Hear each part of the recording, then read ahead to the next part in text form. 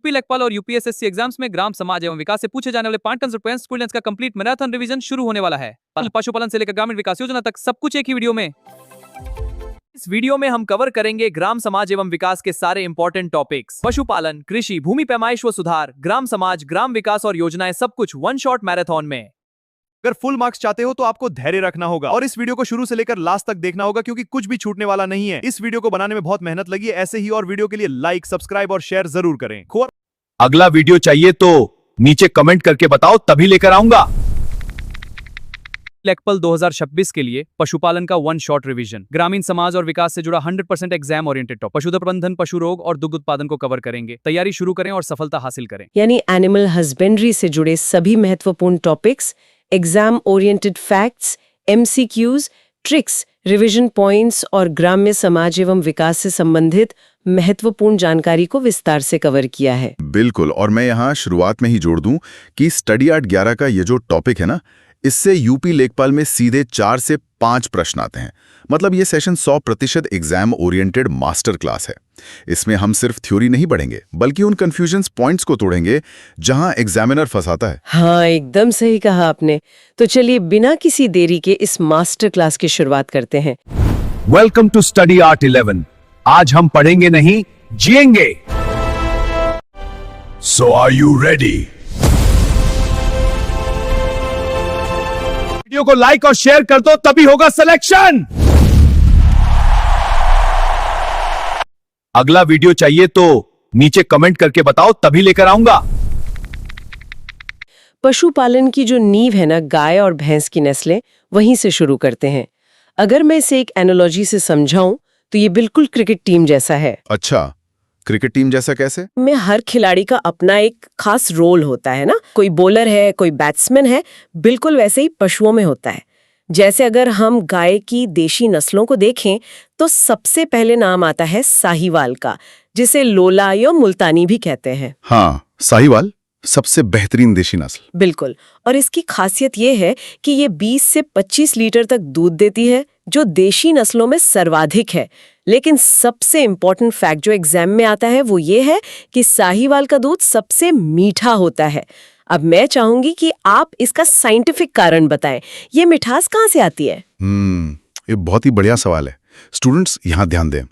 दूध में जो मिठास होती है ना, वो किसी चीनी से नहीं, बल्कि प्राकृतिक शर्करा यानी लैक्टोज के कारण होती है। साहीवाल के दूध में लैक्टोज की मात्रा सबसे ज्यादा होती है, इसीलिए वो मीठा होता है। क्या बात है। और अगर हम विदेशी नस्लों की बात करें जो इंटरनेशनल चैंपियंस है, तो उसमें हॉलिस्टीन फ्रीजियन यानी एचएफ का नाम आता है। हाँ, एचएफ जो कि हॉलैंड की नस्ल है। अगर एग्जाम में पूछा जाए कि विश्व में सर्वाधिक दूध देने वाली नस्ल कौन सी है, तो बिना सोचे एचएफ पर टिक करना है। लेकिन एचएफ के साथ एक बड़ी समस्या भी तो है। बिल्कुल है। हमारे भारत का जो मौसम है, खासतौर पर राजस्थान का सूखा और भयंकर गर्मी, वहां एचएफ सरवाइव नहीं कर सकती। और यहीं पर काम आती है हमारी थार पारकर नस्ल। नाम से ही पता चल रहा है, थार को पार करने वाली। एकदम सही। थार पारकर सूखा और गर्मी सहने के लिए ही बनी है। अच्छा, विदेशी नस्लों में एक और नाम बहुत पूछा जाता है, जर्सी गाय, जो इंग्लैंड की नस्ल है। हाँ, और जर्सी की क्या खासियत है? जर्सी की खासियत यह है कि विदेशी नस्लों में इसके दूध में सबसे ज्यादा वसा यानी फैट पाया जाता है। इसके अलावा कुछ और फैक्ट्स हैं जो रटने वाले हैं, जैसे नागौरी नस्ल के बैल फुर्तीलेपन के लिए जाने जाते हैं। और सबसे भारी नस्ल कौन सी है? सबसे भारी नस्ल है कांकरेज। और हाँ, जो नस्लें दूध और कृषि कार्य दोनों के काम आती हैं, उन्हें द्विकाजी या ड्यूअल पर्पस कहते हैं। बिल्कुल। अब गाय से आगे बढ़ते हैं और भैंस की नस्लों पर आते हैं। यहाँ पर ना एग्जामिनर का सबसे फेवरेट कंफ्यूजन पॉइंट छुपा है। हाँ, वो दूध और फैट वाला कंफ्यूजन। बिल्कुल। अगर एग्जाम में सीधा सा सवाल आए कि सर्वाधिक दूध देने वाली भैंस कौन सी है, तो सब जानते हैं जवाब मुर्रा है, जिसे ब्लैक गोल्ड या दिल्ली भैंस भी कहते हैं। इसके सींग बिल्कुल जलेबी की तरह घुमावदार होते हैं। हाँ, जलेबी वाले सींग, ये कीवर्ड याद रखना है। लेकिन अगर सवाल थोड़ा सा घुमा दिया जाए, अगर पूछा जाए कि दूध में सर्वाधिक वसा यानी मैक्सिमम फैट किस भैंस के दूध में होता है, तो क्या तब भी मुर्रा सही जवाब होगा? नहीं, बिल्कुल नहीं। और यहीं पर माइनस मार्किंग हो जाती है। अगर सर्वाधिक वसा पूछा है तो जवाब होगा भदावरी। स्टार लगा लीजिए इस पॉइंट पर। मदावरी के दूध में 12 से 14% तक फैट होता है। अरे वाह, 12 से 14%। और इसका रंग भी तो अलग होता है ना? हाँ, इसका रंग तांबे जैसा यानी कॉपर कलर का होता है। इसका साइंटिफिक लॉजिक भी है। भदावरी जिस कठोर इलाके में विकसित हुई है वहां चारे की कमी होती है, तो प्रकृति ने उसे ऐसा बनाया कि वो कम दूध में ही ज्यादा ऊर्जा यानी फैट अपने बछड़े के लिए स्टोर कर सके। ये लॉजिक तो इसे हमेशा के लिए याद करवा देगा। अच्छा, इसके अलावा जाफराबादी भी है, जिसे छोटा हाथी कहा जाता है क्योंकि वो बहुत भारी होती है। हाँ, और सूरती भैंस जिसके सींग दराती के आकार के होते हैं। और एक और है नीली रावी, जिसे पंचकल्याणी भी कहा जाता है। बिल्कुल। चलिए अब बड़े पशुओं से थोड़ा छोटे पशुओं की तरफ चलते हैं, यानी उस पशु की बात करते हैं जो ग्रामीण भारत का चलता फिरता एटीएम है, बकरी, जिसे गरीब की गाय भी कहा जाता है। सही कहा। लेकिन बकरी पालन से जुड़ा एक बहुत ही ट्रिकी कॉन्सेप्ट है सिटी गोट या शहरी बकरी। मुझे एक बात बताइए, क्या सच में बकरियों को शहरों में बंद कमरों या छतों पर पाला जा सकता है? ये बहुत ही प्रैक्टिकल सवाल है और इसका जवाब है हाँ। बर्बरी नाम की जो नस्ल है ना, उसे बांध कर पाला जा सकता है। उसे खुले चरागाह की जरूरत नहीं होती, इसीलिए बर्बरी को सिटी गोट कहते हैं। अच्छा, और ये बर्बरी मुख्य रूप से कहाँ पाई जाती है? ये यूपी के एटा और मथुरा क्षेत्रों में ज्यादा मिलती है। ये तो शहरी किसानों के लिए बेस्ट है। और भारत की सबसे बड़ी बकरी कौन सी है? वो है जमुना पारी, जो इटावा क्षेत्र की है। इसकी पहचान बड़ी अनोखी है। इसके कान पेंडुलम की तरह लटकते हैं और नाक बिल्कुल तोते जैसी होती है। तोते जैसी नाक, ये एमसीक्यू में सीधा पूछा जा सकता है। और सर्दियों वाले इलाकों में लद्दाख की पश्मीना या चांगथांगी बकरी है, जिसके बालों से पश्मीना ऊन बनती है। बिल्कुल। अच्छा, एक और फैक्ट लिख लीजिए। दूध की रानी किसे कहते हैं? स्विट्जरलैंड की सानिन बकरी को विश्व की दूध की रानी कहा जाता है। क्या बात है। अब पशु जगत के कुछ और वीआईपी फैक्ट्स की बात करते हैं। बचपन से हम सुनते आए हैं कि ऊंट अपने कुबड़ में पानी जमा करके रखता है। हाँ, ये सबसे बड़ा मिथक है। तो सच्चाई क्या है? सच्चाई ये है कि ऊंट के कुबड़ में पानी की एक बूंद भी नहीं होती। वहां सिर्फ और सिर्फ वसा यानी फैट जमा होता है। एक मिनट, तो फिर वो रेगिस्तान में इतने दिन बिना पानी के कैसे रह लेता है? देखो, जब ऊंट को पानी नहीं मिलता तो उसका शरीर उसी वसा को जलाना शुरू करता है, जिसे ऑक्सीडेशन कहते हैं। इस प्रक्रिया में बाय प्रोडक्ट के रूप में पानी बनता है, जिसे मेटाबॉलिक वाटर कहते हैं। यही उसे जिंदा रखता है। वाओ, कुदरत का क्या गजब विज्ञान है। कुछ और वन लाइनर्स भी हैं जो एग्जाम में आते हैं, जैसे कुत्ते का औसत जीवन काल 12 वर्ष होता है, भेड़ का वैज्ञानिक नाम ओविस एरीज है और प्रजनन के लिए शरद ऋतु या शीतकाल सबसे अच्छा माना जाता है। बिल्कुल। अब थोड़ा डेयरी से बाहर निकलते हैं। पशुपालन सिर्फ गाय भैंस तक सीमित नहीं है। मुर्गी, मछली और सुअर पालन से भी यूपी लेखपाल में तगड़े सवाल बनते हैं। हाँ, पोल्ट्री के फैक्ट्स अक्सर स्टूडेंट्स छोड़ देते हैं। जैसे मुर्गी के अंडे का औसत वजन कितना होता है? ये है 55 ग्राम और अंडे के उत्पादन के लिए सर्वोत्तम जाति है ऑर्पिंगटन। सुअर पालन की बात करें तो विश्व में चीन नंबर 1 पर है। लेकिन सबसे ट्रिकी सवाल मछली पालन से आता है। वो अल्सर वाला? हाँ, मछलियों में एक बीमारी होती है अल्सर। अल्सर? अब अल्सर सुनकर लगता है कि या तो पेट की बीमारी होगी या कोई वायरस होगा, लेकिन ध्यान रखिए, ये एक जीवाणु जनित रोग है। पानी की खराबी से बैक्टीरिया मछली की त्वचा पर घाव कर देते हैं। ये बहुत ही इंपॉर्टेंट एमसीक्यू है, इसे जरूर नोट कर लें। अच्छा, मधुमक्खी पालन में भी कमाल का फैक्ट है। रानी मधुमक्खी एक दिन में 1500 अंडे देती है। और जो मोती हम देखते हैं ना, वो पिंक टाडा समुदाय के सीप्स यानी ऑयस्टर से निकाले जाते हैं। ये भी पशुपालन का ही एक कमर्शियल हिस्सा है। बिल्कुल। अब वापस उस प्रोडक्ट पर आते हैं जिसने भारत को दुनिया में नंबर 1 बनाया, यानी दूध। श्वेत क्रांति का उत्पाद। हाँ, लेकिन दूध से जुड़ा एक बहुत ही बेसिक साइंटिफिक सवाल है। गाय का दूध हल्का पीला क्यों होता है? गाय का दूध पीला होता है कैरोटीन की वजह से। ये वही कैरोटीन है जो हमारे शरीर में विटामिन ए बनाता है। और मजे की बात यह है कि भैंस की तुलना में गाय के दूध में कैरोटीन 10 गुना ज्यादा होता है। तो क्या भैंस के दूध में कैरोटीन नहीं होता? वो तो बिल्कुल सफेद होता है। होता है, लेकिन भैंस का पाचन तंत्र उस कैरोटीन को खून में ही विटामिन ए में बदल देता है और विटामिन ए रंगहीन होता है, इसीलिए भैंस का दूध सफेद दिखता है। ये तो एकदम कॉन्सेप्ट क्लियर करने वाली बात हो गई। दूध की शुद्धता और घनत्व मापने के लिए हम लैक्टोमीटर का इस्तेमाल करते हैं। और दूध को खराब होने से बचाने के लिए पाश्चरीकरण करते हैं, जिसमें दूध को 62 डिग्री सेल्सियस यानी 62 डिग्री सेल्सियस पर 20 मिनट तक गर्म किया जाता है। बिल्कुल।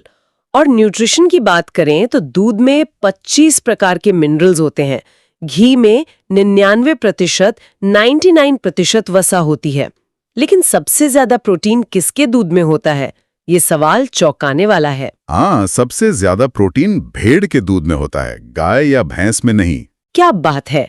और भारत के डेयरी सेक्टर की तस्वीर बदलने वाली श्वेत क्रांति यानी ऑपरेशन फ्लड 1970 में शुरू हुई थी, जिसके जनक डॉक्टर वर्गीस कुरियन थे। उन्हीं के जन्म दिवस 26 नवंबर को राष्ट्रीय दुग्ध दिवस मनाया जाता है। और अमूल प्लांट की शुरुआत 1946 में ही हो गई थी। इन्हीं के विजन का नतीजा है कि आज विश्व में दुग्ध उत्पादन में भारत नंबर 1 पर है। और भारत के अंदर कौन नंबर 1 है? अपना उत्तर प्रदेश।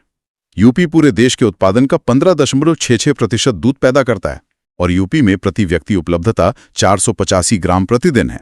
एक फैक्ट और है, जो भैंस हम भारत में पालते हैं, विज्ञान में उसे जल भैंस कहते हैं, जिसका गर्भकाल 280 दिन का होता है। और भारत ही जल भैंस की जन्मस्थली है। भारत के कुल दूध उत्पादन का 50% इन्हीं भैंसों से आता है। सही कहा। लेकिन ज्यादा दूध उत्पादन का दबाव जब पशुओं पर पड़ता है तो बीमारियां भी आती हैं। हाँ, और एग्जाम में बीमारियों से सबसे ज्यादा सवाल आते हैं। मैं सभी स्टूडेंट्स को अलर्ट करना चाहूंगी। बीमारियों के कारण यानी वायरस बनाम बैक्टीरिया वाले हिस्से में बहुत कंफ्यूजन होता है। इसे आसान बनाते हैं। चलिए बीमारियों को बांट लेते हैं। सबसे पहले विषाणु जनित रोग। इसमें आता है खुरपका मुंहपका, जो सबसे खतरनाक संक्रामक रोग है। और हाल ही में जो लंपी स्किन बीमारी फैली थी वो भी तो वायरल थी ना? हाँ, लंपी स्किन कैप्रीपॉक्स वायरस से फैलती है। और एक बीमारी थी पशु प्लेग, जिससे भारत अब पूरी तरह मुक्त हो चुका है। अब यहाँ एक बीमारी आती है जो नाम से सबसे बड़ा धोखा देती है, मिल्क फीवर। अरे हाँ, मिल्क फीवर। नाम में फीवर है तो लगता है बुखार होगा या कोई वायरस होगा, लेकिन ऐसा बिल्कुल नहीं है। मिल्क फीवर कोई बुखार या जीवाणु नहीं है, ये एक कमी वाला रोग है, डिफिशियंसी डिजीज। ब्याने के तुरंत बाद पशु के शरीर में कैल्शियम की भारी कमी हो जाती है।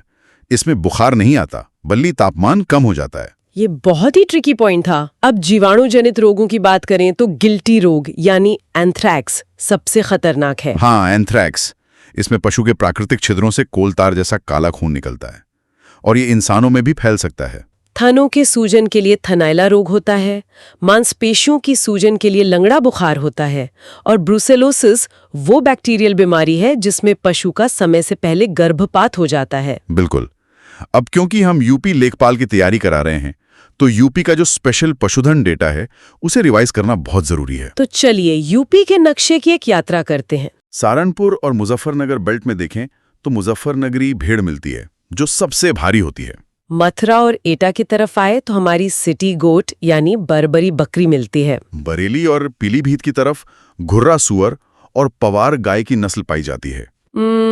लखीमपुर खीरी में खेरीगढ़ गाय मशहूर है, और इटावा आगरा के क्षेत्र में हमारी भदावरी भैंस और जमुनापारी बकरी मिलती है। और पूर्वांचल में गाजीपुर और बलिया की तरफ गंगातीरी गाय पाई जाती है, जो कि एक द्विकाजी नस्ल है।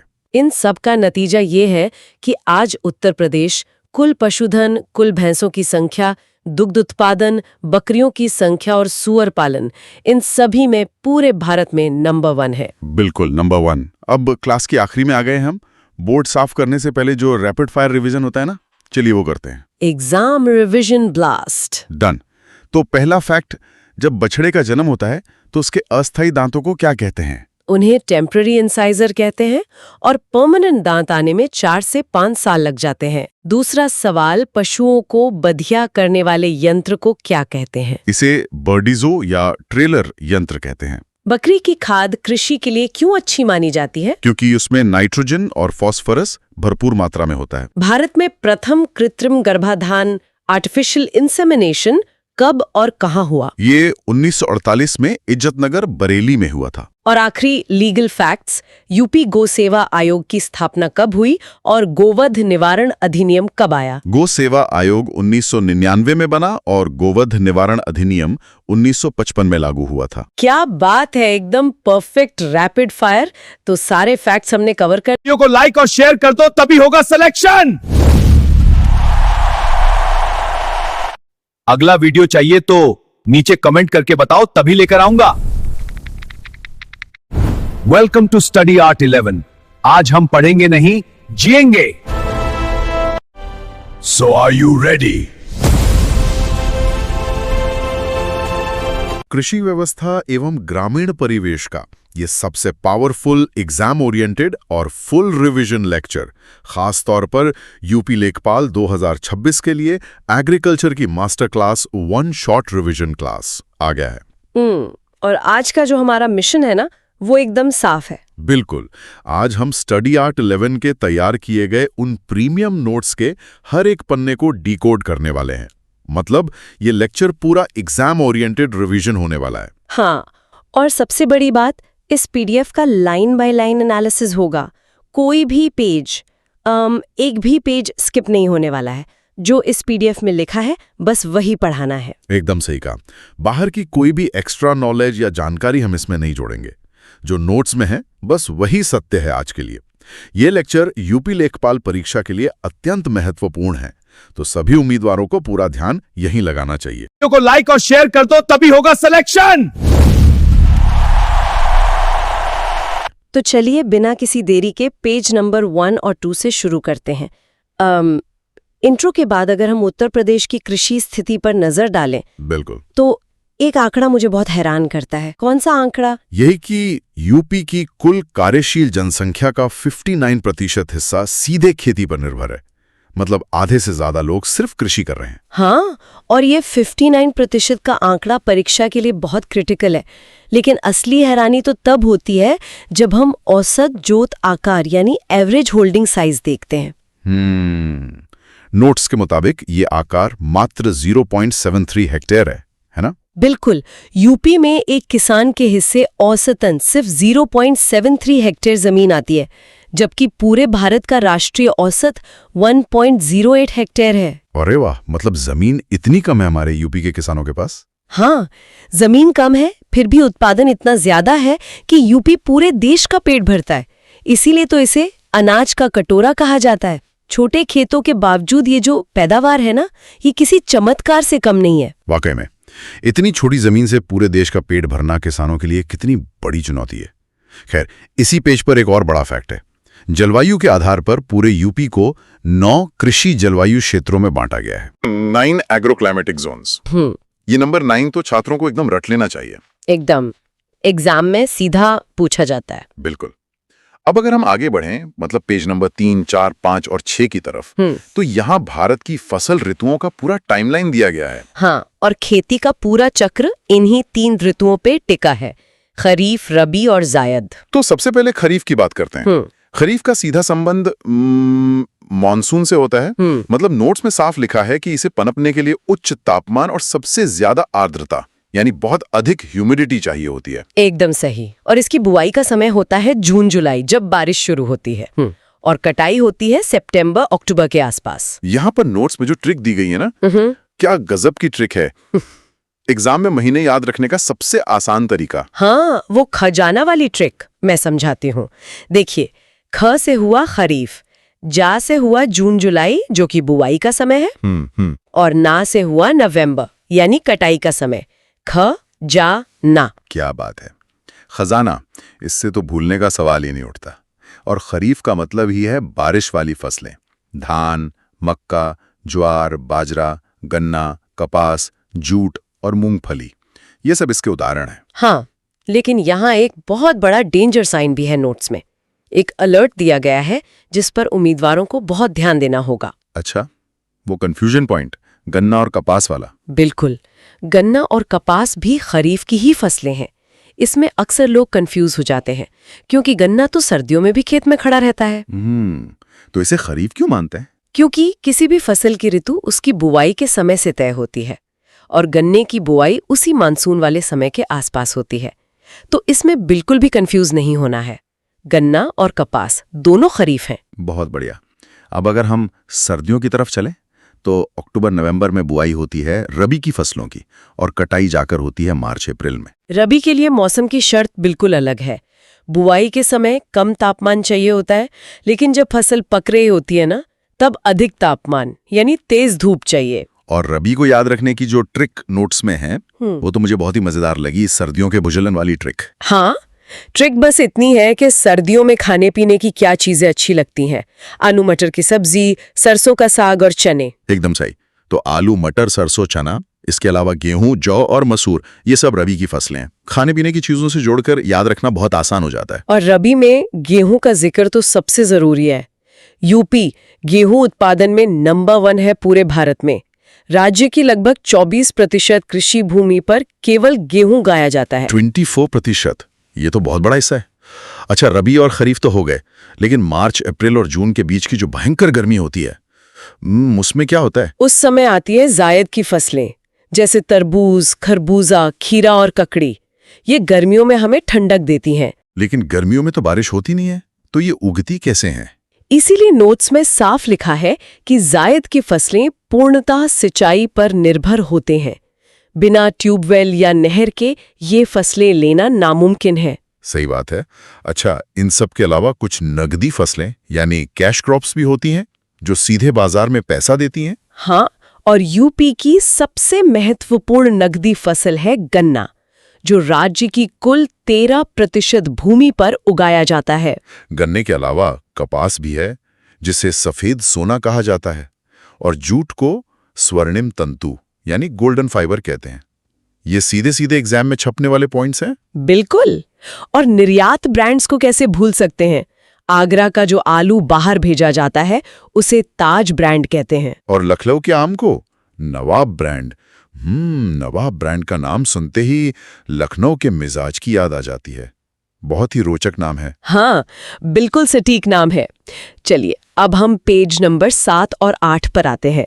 यहाँ यूपी का एक बहुत ही शानदार फसल मैप और कृषि की प्रणालियां दी गई हैं। इस मैप में बुंदेलखंड का जिक्र सबसे पहले। चना, दालें, हल्दी और अदरक, ये सब बुंदेलखंड में होता है। और नोट्स में एक जबरदस्त एग्जाम ट्रिक भी दी है। वो ट्रिक यही है कि परीक्षा में अगर दाल या चना पूछा जाए तो सीधे बुंदेलखंड पर टिक लगा देना है, बिना ज्यादा सोचे। लेकिन ऐसा क्यों है? मतलब बुंदेलखंड और दालों का क्या खास कनेक्शन है? देखिए, बुंदेलखंड एक सूखा क्षेत्र है।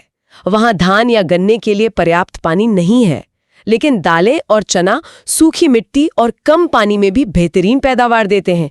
भूगोल ने ही ये तय कर दिया है। लॉजिक एकदम साफ है। वहीं चंदौली को देखें तो उसे धान का कटोरा कहा गया है। जाहिर है वहां पानी खूब होगा। और गोरखपुर में सर्वाधिक गेहूं का उत्पादन होता है। बाराबंकी की तो बात ही अलग है। हाँ, बाराबंकी में पूरे 90% मेंथा ऑयल का उत्पादन होता है, और साथ ही अफीम की खेती भी। अफीम से याद आया, गाजीपुर में भारत की एकमात्र सरकारी अफीम फैक्ट्री है। ये बहुत ही इंपॉर्टेंट पॉइंट है।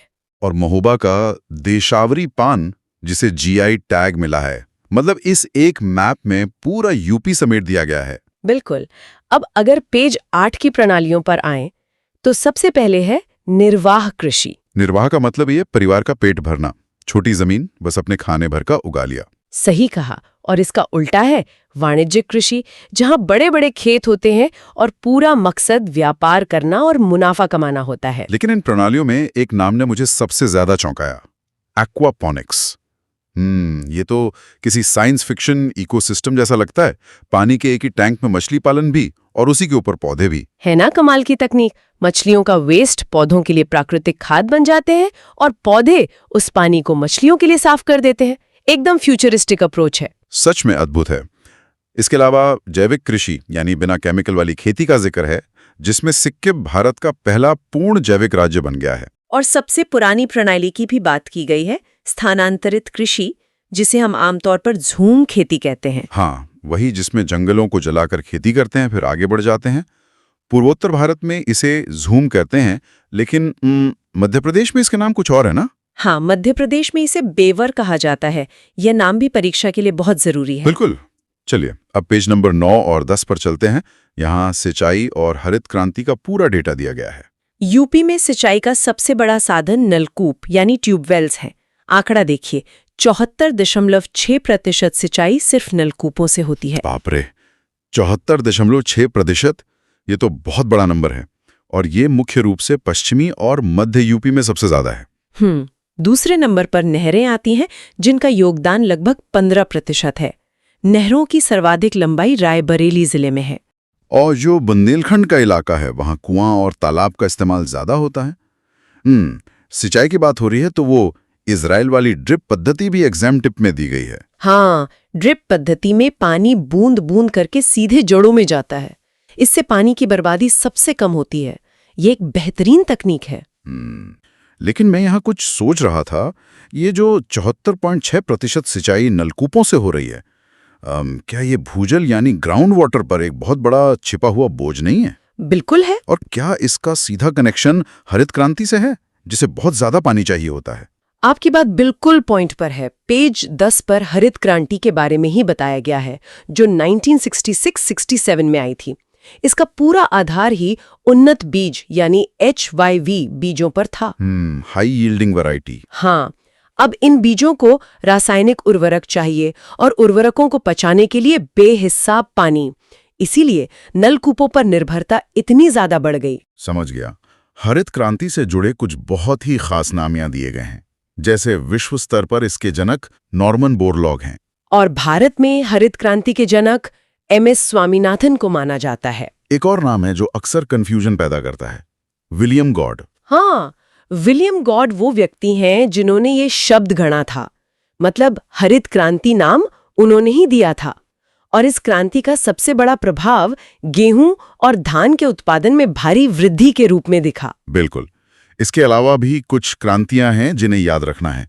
श्वेत क्रांति दुग्ध उत्पादन से जुड़ी है, नीली क्रांति मछली पालन से, पीली क्रांति तिलहन से और गोल क्रांति आलू उत्पादन से। एकदम सही।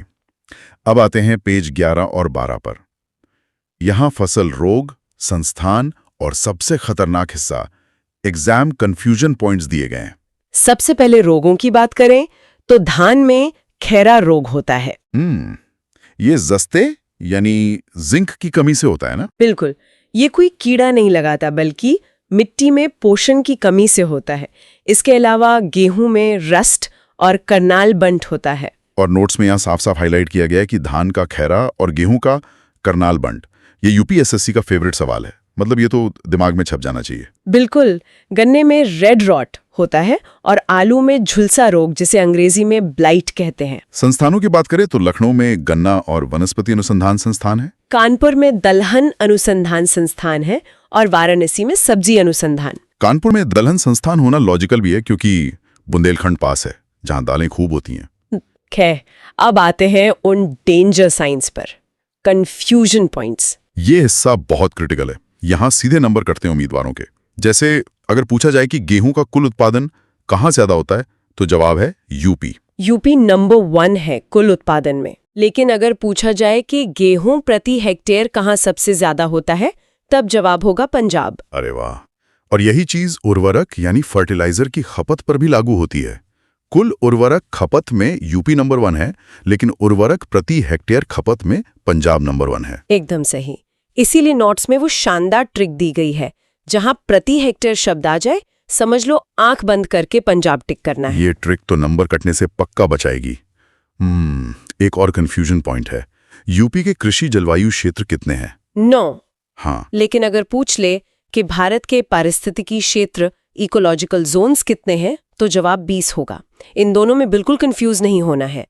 9 यूपी का है और 20 पूरे भारत का। बिल्कुल साफ है। अब हम इस मास्टर क्लास के आखिरी पड़ाव पर आ गए हैं, पेज 13 और 14, यानी रिवीजन ब्लास्ट और स्क्रीनशॉट बूस्टर। रिवीजन ब्लास्ट में कुछ बहुत ही महत्वपूर्ण वर्ष हैं, जैसे कृषि मंडी परिषद जो लखनऊ में है, उसकी स्थापना 1973 में हुई। किसान बही योजना 1992 में आई, किसान मित्र योजना 2001 में, और वो बहुत ही जरूरी किसान क्रेडिट कार्ड यानी KCC, ये 1998 में शुरू हुआ। बिल्कुल। और जो बिल्कुल ताज़ा योजना है, नंद बाबा दुग्ध मिशन, वो 6 जून 2023 को शुरू हुई। द मिलियन फार्मर स्कूल 2017 में आया। और एक बहुत ही खास दिन 23 दिसंबर को किसान दिवस मनाया जाता है। हाँ, जो कि चौधरी चरण सिंह जी की जयंती के अवसर पे होता है। साल और तारीखें रटने वाली लग सकती हैं, लेकिन परीक्षा से ठीक पहले ऐसे पॉइंट्स आत्मविश्वास बहुत बढ़ा देते हैं। तो चलिए आत्मविश्वास चेक करने के लिए नोट्स का स्क्रीनशॉट बूस्टर सॉल्व करते हैं। यहाँ सेल्फ टेस्ट के 5 सवाल हैं। मैं सवाल पूछता हूँ, आप जवाब बताइए। बिल्कुल, रैपिड फायर करते हैं। कूप 74.6% के साथ। बहुत बढ़िया। सवाल नंबर 2, नवाब ब्रांड का संबंध किससे है? लखनऊ का मशहूर आम। सवाल नंबर 3, भारत में कृषि पारिस्थितिकी क्षेत्र कितने हैं? 20 क्षेत्र हैं। सवाल नंबर 4, दलहन का राजा कौन है? चना। और आखिरी सवाल, धान का खैरा रोग किसकी कमी से होता है? जस्ता यानी जिंक की कमी से। क्या बात है, एकदम। यूपी लेखपाल 2026 इंपॉर्टेंट टॉपिक भूमि पैमाइश। क्या आपको पता है 1 बीघा में कितने बिस्वा और एकड़ में कितना गज? आज मैं आपको ऐसे तरीका से बताऊंगा टू द पॉइंट जो कभी नहीं भूलोगे। बस एक बार पूरा देख लो, भूमि पैमाइश तैयार हो जाएगा। वीडियो को मैंने साइंटिफिकली ऐसे डिजाइन किया है कि वीडियो खत्म होने के बाद ये टॉपिक आपको ऑटोमेटिकली नेचुरली तैयार हो जाएगा, क्योंकि इसमें है concept with photos, powerful facts, तुरंत एमसीक्यू प्रैक्टिस और लास्ट में नैनोसेकंड रिवीजन। आपको बस 2 काम करना है। वीडियो देखते वक्त धैर्य रखना है, वीडियो को पूरा देखना है। बिना समय गवाए शुरू करते हैं। और अगर आप चाहते हैं ऐसे वीडियो, तो वीडियो को लाइक करें, सब्सक्राइब करें और अपने दोस्तों के साथ शेयर जरूर करें। Welcome to study art 11। आज हम पढ़ेंगे नहीं, जिएंगे। So are you ready? ये जो शब्द है भूमि पैमाइश या लैंड मेजरमेंट, ये असल में है क्या? क्या इसका मतलब सिर्फ एक फीता लेकर खेत के चारों तरफ घूमना है? नहीं, ऐसा बिल्कुल नहीं है। भूमि पैमाइश का अर्थ केवल भौतिक रूप से जमीन नापना नहीं होता। इसका एक बहुत ही स्पष्ट कानूनी और प्रशासनिक उद्देश्य होता है। अच्छा। हाँ, इसका मुख्य अर्थ है जमीन की सही लंबाई और चौड़ाई नापकर उसका बिल्कुल सटीक क्षेत्रफल, मतलब कि एरिया निकालना। एरिया निकालना। हाँ, ये कदम सबसे महत्वपूर्ण है, क्योंकि इसी क्षेत्रफल को अंततः खतौनी या खसरा जैसे सरकारी दस्तावेजों में दर्ज किया जाता है। प्रशासन को किसी किसान की जमीन का लगान तय करना हो या मुआवजा देना हो, वो सब इसी सटीक क्षेत्रफल के आधार पर होता है। और परीक्षाओं में परीक्षक अक्सर यहीं पर विद्यार्थियों को फंसाते हैं। एक बहुत ही आम बहुविकल्पी प्रश्न यानी एमसीक्यू पूछा जाता है कि पैमाइश का मुख्य उद्देश्य आखिर है क्या? बिल्कुल, ये सवाल बहुत बार आता है। कई बार तैयारी करने वाले जल्दबाजी में खेती बढ़ाना या केवल जमीन नापना जैसे विकल्पों को सही मान लेते हैं, लेकिन जैसा कि अभी स्पष्ट हुआ, इसका एकमात्र सही उत्तर है सही लंबाई चौड़ाई नापकर सटीक क्षेत्रफल निकालना। एकदम सही। और इसके तुरंत बाद एक और ट्रिकी एमसीक्यू आता है कि पैमाइश के बाद का अगला कदम क्या होता है। परीक्षा में विकल्प दिए जाते हैं, जैसे कि फसल काटना या खेत में पानी देना या फिर क्षेत्रफल निकालना। अब जो बच्चे ध्यान नहीं देते वो क्षेत्रफल निकालना चुन लेते हैं। अरे हाँ, लेकिन क्षेत्रफल निकालना तो पैमाइश की प्रक्रिया का ही हिस्सा है। पैमाइश का अंतिम और सबसे जरूरी काम होता है उस निकाले गए क्षेत्रफल को सरकारी रिकॉर्ड यानी खतौनी या खसरा में आधिकारिक रूप से दर्ज करना। तो इस पूरी प्रक्रिया को बिना किसी उलझन के याद रखने के लिए स्रोत में एक बहुत ही बेहतरीन मेमोरी ट्रिक दी गई है। हाँ, वो ट्रिक बहुत काम की है। विद्यार्थियों को बस एक सीधा सा क्रम याद रखना है। खेत नापो, फिर नापतोल करो, फिर क्षेत्रफल निकालो और अंत में रिकॉर्ड में दर्ज करो। बस यही एक तार्किक रास्ता है जिस पर लेखपाल काम करता है। बिल्कुल। अब क्योंकि रिकॉर्ड में क्षेत्रफल दर्ज करने के लिए सबसे पहले लंबाई को मापना जरूरी है, तो शुरुआत बुनियादी लंबाई की इकाइयों से ही करनी होगी, यानी फुट, इंच और सेंटीमीटर। हाँ, और यहीं से गणित का असली खेल शुरू होता है। और यहीं पर मतलब सबसे बड़ा धोखा भी होता है। बचपन से हम सभी ने ज्योमेट्री बॉक्स वाला वो बड़ा सा प्लास्टिक का स्केल देखा है। हाँ, बिल्कुल देखा है। उसे देखकर हमेशा यही लगता है कि 1 फुट में ठीक 30 सेंटीमीटर होते हैं। लेकिन जब हम इसके पीछे के गणित को ध्यान से देखते हैं तो एक बहुत ही दिलचस्प कंफ्यूजन सामने आता है। हमें पता है कि 1 इंच में 2.54 सेंटीमीटर होते हैं। अब अगर 1 फुट में 12 इंच है तो चलिए इसे गुणा करते हैं। 12 को 2 से गुणा किया तो 24 हुआ, फिर 12 को 0.54 से। रुकिए, ये तो ठीक 30 नहीं आ रहा है। नहीं आ रहा ना? ये तो 30.48 सेंटीमीटर बन रहा है। मतलब वो बचपन वाला स्केल हमें इतने सालों तक एक अनुमानित नंबर ही दिखा रहा था। हाँ, ये एक बहुत ही बारीक लेकिन गंभीर अंतर है और प्रतियोगी परीक्षाओं में सवाल बनाने वाले इसी भ्रम का पूरा फायदा उठाते हैं। बिल्कुल उठाते होंगे। वे जानते हैं कि विद्यार्थी अपने पुरानी स्केल को याद करके तुरंत 30 सेंटीमीटर वाले विकल्प पर टिक कर देंगे। इसीलिए परीक्षाओं में जब एमसीक्यू आता है कि 1 फुट में कितने सेंटीमीटर होते हैं, तो पहला ही विकल्प 30 सेंटीमीटर होता है, जो सीधा सीधा एक जाल है। एकदम सही। सही उत्तर हमेशा 30.48 सेंटीमीटर ही होगा। इसके अलावा लंबाई का एक और बहुत ही आम शब्द है गज। अरे हाँ, 2 गज की दूरी वाला मुहावरा तो मतलब कोविड के टाइम पे बहुत सुना है सबने। बिल्कुल सुना होगा। 1 गज में ठीक 3 फुट होते हैं। तो उस मुहावरे के हिसाब से 2 गज की दूरी का मतलब असल में 6 फुट की दूरी हुआ। अच्छा। हाँ, परीक्षा में यह भी सीधा एमसीक्यू बनता है कि 1 गज में कितने फुट होते हैं, और वहां भी 2, 3, 4 जैसे विकल्प देकर उलझाया जाता है। तो श्रोताओं को याद रखना है कि सही जवाब स्पष्ट रूप से 3 फुट है। अब इस बुनियादी लंबाई से थोड़ा और आगे बढ़ते हैं। जब बाजार में कपड़े खरीदने जाते हैं या शहर के बाहर कोई नया प्लॉट देखने जाते हैं, तो बहुत अजीब स्थिति बनती है। कैसी स्थिति? कोई जमीन मीटर में बता रहा होता है तो कोई गज में बात कर रहा होता है। इनमें हमेशा एक भ्रम की स्थिति रहती है कि आखिर इन दोनों में से बड़ा कौन है। हाँ, ये उलझन इसलिए होती है क्योंकि दोनों इकाइयां लगभग एक जैसी ही लगती हैं। लेकिन अगर हम सटीक आंकड़ों पर गौर करें तो 1 मीटर में 39.37 इंच होते हैं। ठीक है। वहीं 1 गज में केवल 36 इंच होते हैं। इस गणित के हिसाब से मीटर हमेशा गज से थोड़ा सा बड़ा होता है। सटीक रूप से कहें तो 1 मीटर में लगभग 1.09 गज होते हैं। यहाँ बात सच में बहुत दिलचस्प हो जाती है, क्योंकि इस मीटर बनाम गज के कंफ्यूजन को हल करने के लिए जो मेमोरी ट्रिक दी गई है वो तो कमाल की है। हाँ, वो ट्रिक मुझे भी बहुत पसंद है। ट्रिक है, मीटर है बड़ा भाई, गज है छोटा भाई। मतलब गणित की भाषा में कहें तो m हमेशा g से बड़ा है। बिल्कुल। परीक्षा में जब एमसीक्यू आए कि मीटर और गज में बड़ा कौन है, तो बस ये बड़ा भाई वाली ट्रिक याद करनी है। और अगर सटीक नंबर पूछ लिया जाए कि 1 मीटर में कितने गज होते हैं, तो वो 1.09 गज होगा। ये ट्रिक सच में एग्जाम में समय बचाती है। तो खैर, ये हो गई लंबाई की बात। लेकिन जब कोई किसान या लेखपाल खेतों की बात करता है, तो वो केवल एक सीधी रेखा या लंबाई की बात नहीं कर रहा होता है। नहीं, बिल्कुल नहीं। वो उस पूरी जमीन के फैलाव यानी क्षेत्रफल या एरिया की बात कर रहा होता है।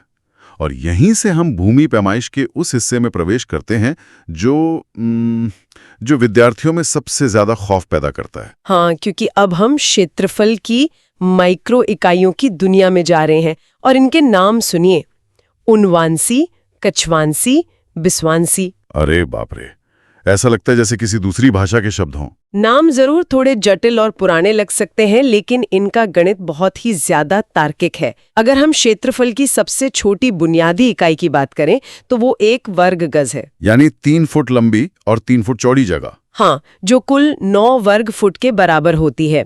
लेकिन क्षेत्रीय माप की भाषा में खेतों को नापने के लिए जो सबसे छोटी इकाई शुरू होती है उसे उनवांसी कहते हैं। और यहीं पर इस पूरी माइक्रो दुनिया को डिकोड करने वाली एक सुपर ट्रिक काम आती है, 20 का पहाड़ा। बिल्कुल। ये पूरी की पूरी जटिल प्रणाली सिर्फ 20 के नंबर पे टिकी हुई है। हर इकाई अपनी अगली बड़ी इकाई का 20वां हिस्सा है। बस 20 से गुणा करते जाइए और अगली इकाई मिलती जाएगी। चलिए इसे विस्तार से समझाती हूँ। सबसे छोटी इकाई है उनवांसी। अगर 20 उनवांसी को एक साथ मिला दिया जाए तो वह 1 कछवांसी बन जाती है। गणित के हिसाब से 1 कछवांसी लगभग 3.40 वर्ग फुट होती है। इस 3.40 वर्ग फुट को अगर हम दिमाग में विजुअलाइज करने की कोशिश करें तो ये कितना बड़ा होगा? आप ही बताइए। ये समझ लीजिए कि घर में एक सामान्य सी कुर्सी बिछाने भर की जगह है, यानी एक कुर्सी जितनी जमीन ही एक कछवांसी है। ये बहुत ही शानदार तरीका है इसे याद रखने का। अब इसी 20 के पहाड़े को आगे बढ़ाते हैं। अगर कुर्सी जितनी उस जगह को यानी कछवांसी को 20 गुना कर दिया जाए तो 20 कछवांसी मिलकर बनता है 1 बिस्वांसी। अच्छा, बिस्वांसी। हाँ, और 1 बिस्वांसी लगभग 68 वर्ग फुट के बराबर होती है। 68 वर्ग फुट। चलिए इसका भी गणित लगाते हैं। अगर कोई जगह 10 फुट लंबी है और 6.8 फुट चौड़ी है तो उसका क्षेत्रफल 68 वर्ग फुट हुआ। बिल्कुल। मतलब एक बहुत ही छोटी सी दुकान या या सड़क किनारे की चाय की स्टॉल जितनी जगह। एक कुर्सी यानी कछवांसी से शुरू किया था और अब हम एक चाय की स्टॉल यानी बिस्वांसी तक पहुंच गए। एकदम सटीक एनालॉजी आपकी।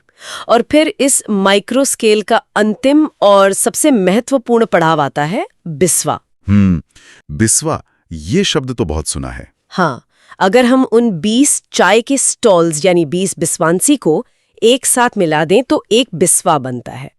एक बिस्वा में 1361 वर्ग फुट या लगभग 151.25 वर्ग गज जमीन होती है। मतलब ये एक अच्छे खासे बड़े कमरे या छोटे से घर जितनी जगह हो जाती है। हाँ बिल्कुल। ये 20 का पहाड़ा तो सच में जादुई है। 20 उन्मांसी से एक कछवांसी, 20 कछवांसी से एक बिस्वांसी और 20 बिस्वांसी से एक बिस्वा। और परीक्षाओं में जब इससे जुड़े MCQs आते हैं तो वे सीधे इसी 20 के नियम को चुनौती देते हैं। जैसे सवाल आएगा कि 20 उन्वांसी कितने कछवांसी होते हैं। विकल्प होंगे 0.5, 1, 2 या 5। अगर विद्यार्थियों को 20 का पहाड़ा याद है तो कोई भी तुरंत बता देगा कि सही जवाब 1 कछवांसी है। या फिर वो लोग क्षेत्रफल के नंबर पूछेंगे, जैसे एक कछवांसी लगभग कितने वर्ग फुट होते हैं। हाँ, ये भी बहुत आता है। वहाँ 1.50, 3.40, 9 या 68 जैसे विकल्प होंगे। अगर कुर्सी वाला उदाहरण याद होगा तो 3.40 वर्ग फुट चुनना बहुत आसान हो जाएगा। एकदम सही। इसी तरह एक बिस्वांसी के लिए 68 वर्ग फुट वाला MCQ बनता है।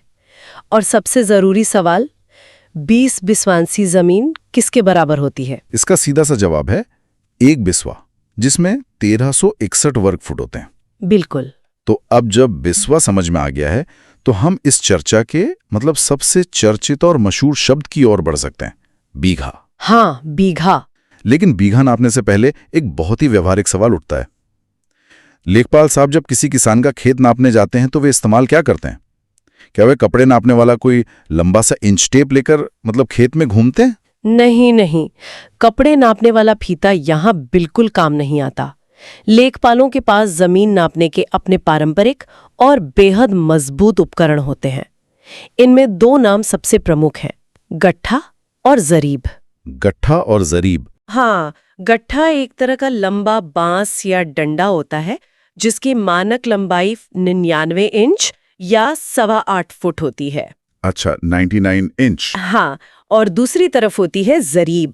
ये कोई साधारण रस्सी नहीं है, बल्कि लोहे की कड़ियों से बनी एक बहुत ही भारी और लंबी चेन होती है जो पूरे 55 गज लंबी होती है। चलिए, गट्ठा और जरीब तो ठीक है, लेकिन अगर किसी किसान का खेत एकदम चौकोर या आयताकार ना हो, मान लीजिए खेत टेढ़ा मेढ़ा है या तिकोना है, तो उसे कैसे नापते हैं? उसके लिए तो कोई विशेष उपकरण नहीं होता। बिल्कुल नहीं होता। यहाँ पर एक और बहुत व्यवहारिक मेमोरी ट्रिक काम आती है। बांटो, नापो, एरिया निकालो और सभी जोड़ दो। हाँ, ये बहुत ही प्रैक्टिकल तरीका है। यानी पूरे टेढ़े खेत को एक साथ नापने के बजाय उसे काल्पनिक रूप से छोटे छोटे चौकोर या रेक्टेंगल टुकड़ों में बांट लिया जाता है। फिर हर टुकड़े का अलग अलग एरिया निकाला जाता है और अंत में उन सबको जोड़ दिया जाता है। ये ज्योमेट्री का एक बहुत ही बुनियादी लेकिन सबसे प्रभावी उपयोग है। अब आते हैं उस विषय पर जो विद्यार्थियों में सबसे ज्यादा सिरदर्द पैदा करता है, कच्चा बीघा और पक्का बीघा। हाँ। भारत के अलग अलग हिस्सों में बीघा अलग अलग होता है, जिससे बहुत भ्रम होता है। हाँ, मतलब शब्द एक ही है लेकिन उसके मायने हर जगह बदलते रहते हैं। बिल्कुल, इसे ऐसे समझते हैं, एक कच्चा बीघा जो होता है वो 1008 वर्ग गज के बराबर होता है, लेकिन जो असल सरकारी और प्रामाणिक इकाई है जिसे रिकॉर्ड में माना जाता है वो है पक्का बीघा। पक्का बीघा। हाँ, एक पक्का बीघा 3025 वर्ग गज का होता है और इसी पक्के बीघे में पूरे 20 बिस्वा आते हैं जिनकी चर्चा हमने अभी थोड़ी देर पहले की थी। अगर हम इस 3025 वर्ग गज वाले गणित को थोड़ा ध्यान से देखें तो अरे, ये तो लेखपाल की जरीब से सीधा जुड़ा हुआ है। कैसे भला? अभी हमने बात की थी कि जरीब 55 गज लंबी होती है। अगर हम उस 55 गज लंबी जरीब से एक एकदम चौकोर हिस्सा यानी एक स्क्वायर बना दें जिसकी लंबाई भी 55 गज हो और चौड़ाई भी 55 गज हो, तो 55 को 55 से गुणा करने पर जवाब 3025 वर्ग गज ही आता है। एकदम सही पकड़ा आपने। मतलब एक पक्का भीगा और कुछ नहीं, बस एक वर्ग जरी भी है। दिमाग की बत्ती जलने वाला पल है ये तो। हाँ, ये बहुत ही सटीक विश्लेषण है। एक पक्का भीगा असल में एक वर्ग जरीब के बराबर ही होता है। यही इसका सबसे तार्किक आधार है। और इन दोनों भीगों, कच्चे और पक्के के बीच का रिश्ता याद रखने के लिए जो मेमोरी ट्रिक है, वो तो कभी ना भूलने वाली है। ट्रिक है? हाँ, पक्का 3 कच्चे को खा जाता है। हाँ, सुनने में किसी फिल्म का डायलॉग लगता है बिल्कुल। लेकिन गणित के लिए एकदम सटीक है। हाँ, मतलब एक पक्का भीगा बराबर 3 कच्चे भीगे। परीक्षा में जब एमसीक्यू आता है कि एक पक्के बीघे में कितने कच्चे बीघे होते हैं, तो ये ट्रिक तुरंत सही जवाब यानी 3 तक पहुंचा देती है। परीक्षाओं में इन उपकरणों और भीगे से जुड़े कई सवाल बनते हैं। जैसे एमसीक्यू आएगा, गट्ठा की लंबाई कितनी होती है? वहां 55 गज, 68 फुट, 99 इंच जैसे विकल्प देकर उलझाया जाता है। तो सही जवाब 99 इंच है। या फिर सवाल आता है कि एक पक्का बीघा में कितने वर्ग गज होते हैं? अगर वो जरीब वाला 55 गुणा 55 का गणित याद है तो 3025 वर्ग गज चुनना मतलब कुछ सेकंडों का काम है। बिल्कुल। अब तक हमने क्षेत्रीय स्तर की इकाइयां देखी, उनवांसी, बिस्वा, बीघा। ये गांव के स्तर पर या छोटे खेतों के लिए तो ठीक है, लेकिन क्या हो जब खेत बहुत बड़े हों? हाँ, तब ये इकाइयां छोटी पड़ जाती हैं। या जब सरकार कोई नया नेशनल हाईवे बना रही हो और उसे किसानों की जमीन का मुआवजा तय करना हो, तब तो बीघा या बिस्वा से काम नहीं चलता। ऐसी स्थिति में हम माइक्रो स्केल यानी बड़ी और राष्ट्रीय स्तर की इकाइयों की तरफ बढ़ते हैं। और यहाँ भूमि पैमाइश में 2 नाम सबसे ज्यादा आते हैं, एकड़ और हेक्टेयर। एकड़ और हेक्टेयर। हाँ, चलिए पहले एकड़ के गणित को समझते हैं। जब बड़े खेतों की खरीद फरोख्त होती है तो एकड़ का इस्तेमाल होता है। 1 एकड़ 4840 वर्ग गज का होता है। 4840 वर्ग गज। अगर हम इसे उस पक्के बीघे जो 3025 वर्ग गज था उससे तुलना करें तो ये कितना बैठेगा? अगर हम इसे बीघे की भाषा में समझें तो 1 एकड़ में 1.6 पक्का बीघा होता है। मतलब 1.5 बीघे से थोड़ा सा ज्यादा जमीन मिलकर 1 एकड़ बनती है। अच्छा। और अगर मीटर में बात करें तो 1 एकड़ लगभग 4047 वर्ग मीटर के बराबर होता है। और जब बात पूरी तरह से सरकारी रिकॉर्ड, बड़े मुआवजे और अंतर्राष्ट्रीय मानकों की हो, तब हेक्टेयर का नाम सबसे ऊपर आता है। बिल्कुल, हेक्टेयर क्षेत्रफल मापने की सबसे बड़ी मानक इकाई है। 1 हेक्टेयर पूरे 10,000 वर्ग मीटर के बराबर होता है। इसे विजुअलाइज करना हो तो सोचिए कि एक जमीन का टुकड़ा जो 100 मीटर लंबा है और 100 मीटर ही चौड़ा है, वो पूरी जमीन 1 हेक्टेयर कहलाएगी। ये तो बहुत बड़ा एरिया हो गया। बहुत बड़ा।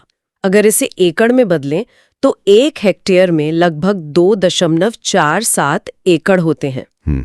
और अगर अपने उसी पुराने पक्के बीघे में लौटें तो 1 हेक्टेयर लगभग 3.95 पक्का बीघा होता है, यानी करीब करीब 4 बीघे के बराबर की जमीन। इस हेक्टेयर वाले 10,000 वर्ग मीटर के आंकड़े को याद रखने के लिए एक बहुत ही रचनात्मक मेमोरी ट्रिक मौजूद है। ट्रिक है, हेक्टेयर में एयर छुपा है। हाँ, ये ट्रिक बहुत काम आती है। अब यहां विद्यार्थियों को ध्यान देना है कि ये एयर हवा वाला एयर नहीं है। क्षेत्रफल नापने की एक इकाई होती है एयर, और 1 एयर का मतलब होता है ठीक 100 वर्ग मीटर। बिल्कुल। तो हेक्टेयर क्या है? शब्द को ही तोड़ लें।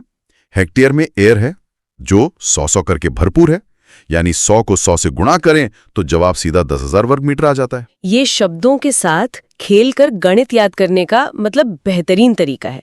परीक्षाओं में ये बड़ी इकाइयां बहुत फंसाती हैं। जैसे एमसीक्यू पूछा जाएगा, 1 एकड़ में कितने वर्ग गज होते हैं? अब परीक्षक जानबूझकर एक विकल्प 4047 दे देगा, क्योंकि उसे पता है कि तैयारी करने वाले अक्सर मीटर और गज में कंफ्यूज होते हैं। लेकिन 4047 तो वर्ग मीटर है। सही जवाब 4840 वर्ग गज है। या फिर एमसीक्यू आएगा कि 1 हेक्टेयर में कितने वर्ग मीटर होते हैं। एयर वाली वो 100 गुना 100 की ट्रिक याद रहेगी तो 10,000 वर्ग मीटर तुरंत दिमाग में आ जाएगा। एकदम सही। या फिर 1 हेक्टेयर लगभग कितने पक्का बीघा होता है, तो जवाब है 3.95 पक्का बीघा, जो कि मतलब 4 के बहुत करीब है। तो इस तरह हमने भूमि पैमाइश के पूरे स्पेक्ट्रम को कवर कर लिया है। एक कुर्सी जितनी जगह घेरने वाली कछवांसी जैसी सबसे छोटी इकाई से लेकर एक बड़े हाईवे के लिए नापे जाने वाले हेक्टेयर जैसी सबसे बड़ी इकाई तक का सफर तय कर लिया है। और परीक्षा में बैठने वाले विद्यार्थियों के लिए इस पूरे सफर को एक झटके में याद रखने के लिए मतलब एक सुपर ट्रिक या एक अल्टीमेट कन्वर्जन फ्लो है। ये ट्रिक है VPA है। VPA है। सुनने में ये किसी पुराने मंत्र जैसा लगता है, लेकिन असल में ये छोटी से बड़ी इकाइयों का बिल्कुल सही क्रम है। मैं इस मंत्र यानी VPA है का विस्तार कर देती हूँ।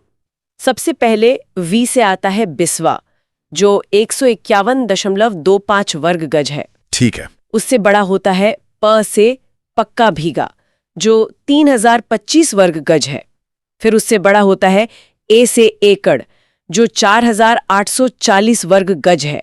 और अंत में सबसे बड़ा हे से हेक्टेयर, जो 10,000 वर्ग मीटर है। ये सच में एक मास्टर स्ट्रोक।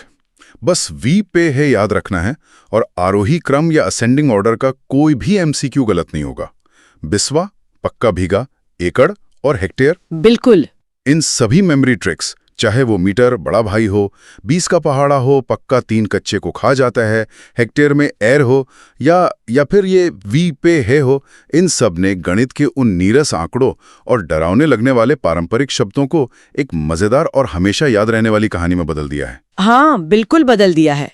जो विद्यार्थी इस तार्किक तरीके से चीजों को विजुलाइज करेंगे, उनका परीक्षा में भूमि पैमाइश का एक भी प्रश्न गलत होने की गुंजाइश नहीं बने। तो शुरू करते हैं पॉइंट 1 से। इसका मुख्य उद्देश्य है सही लंबाई चौड़ाई नापकर क्षेत्रफल निकालना। हाँ, और पॉइंट 2 में आते हैं इसके 4 चरण, मतलब खेत, नापतौल, गणना और खतौनी या खसरा प्रविष्टि। यहाँ एक एग्जाम ट्रैप है। इनका सही क्रम याद रखना बहुत जरूरी है। एकदम सही। अब पॉइंट 3 पर आते हैं, जो इकाइयां हैं, जैसे हेक्टेयर, वर्ग मीटर और बीघा। पॉइंट 4 कहता है कि 1 हेक्टेयर में सीधे 10,000 वर्ग मीटर होते हैं। पॉइंट 5 में 1 बीघा लगभग 2500 वर्ग मीटर बताया गया है। लेकिन बीघा हर जगह अलग क्यों होता है? मतलब हर जिले में इसका साइज बदल जाता है ना? ये क्षेत्रीय मानकों पर निर्भर करता है, पर परीक्षा के लिए मानक यही 2500 ही है। तो अब बढ़ते हैं नेक्स्ट कॉन्सेप्ट की ओर। राइट। तो पॉइंट 6 में उपकरण है, जैसे चेन, फीता, मीटर, कैलकुलेटर और खाता बही। बिल्कुल। अब पॉइंट 7, 8, 9 और 10 को एक साथ समझते हैं। चेन 20 या 30 मीटर की होती है, जिसमें 100 लिंक होते हैं। एक लिंक 0.20 मीटर यानी 20 सेंटीमीटर का होता है। अरे वाह, इसका ट्रिक तो सीधा है। 100 को 0.20 से गुणा करो तो सीधा 20 मीटर का हिसाब आ जाता है। हाँ, यही तो ट्रिक है। अब पॉइंट 11 और 12 कहते हैं कि फीता भी 20 या 30 मीटर का होता है, और इस पर निशान सेंटीमीटर और मीटर में होते हैं। समझ गया। अब पॉइंट 13, 14 और 15। 1 मीटर में 1.09 गज, 1 गज में 3 फीट और 1 फीट में 12 इंच। ये तो डायरेक्ट कन्वर्जन सवाल बनता है एग्जाम में। बिल्कुल डायरेक्ट क्वेश्चन आता है। अब बढ़ते हैं नेक्स्ट पेज की ओर। पॉइंट 16 है अभिलेख, खतौनी, खसरा, नक्शा और रजिस्टर। यहाँ फील्ड सर्वे डेटा और भूमि अभिलेख में अंतर समझना जरूरी है। फील्ड सर्वे डेटा तात्कालिक होता है, जबकि भूमि अभिलेख स्थायी रिकॉर्ड होते हैं। इसमें कंफ्यूज नहीं होना है। सही पॉइंट पकड़ा।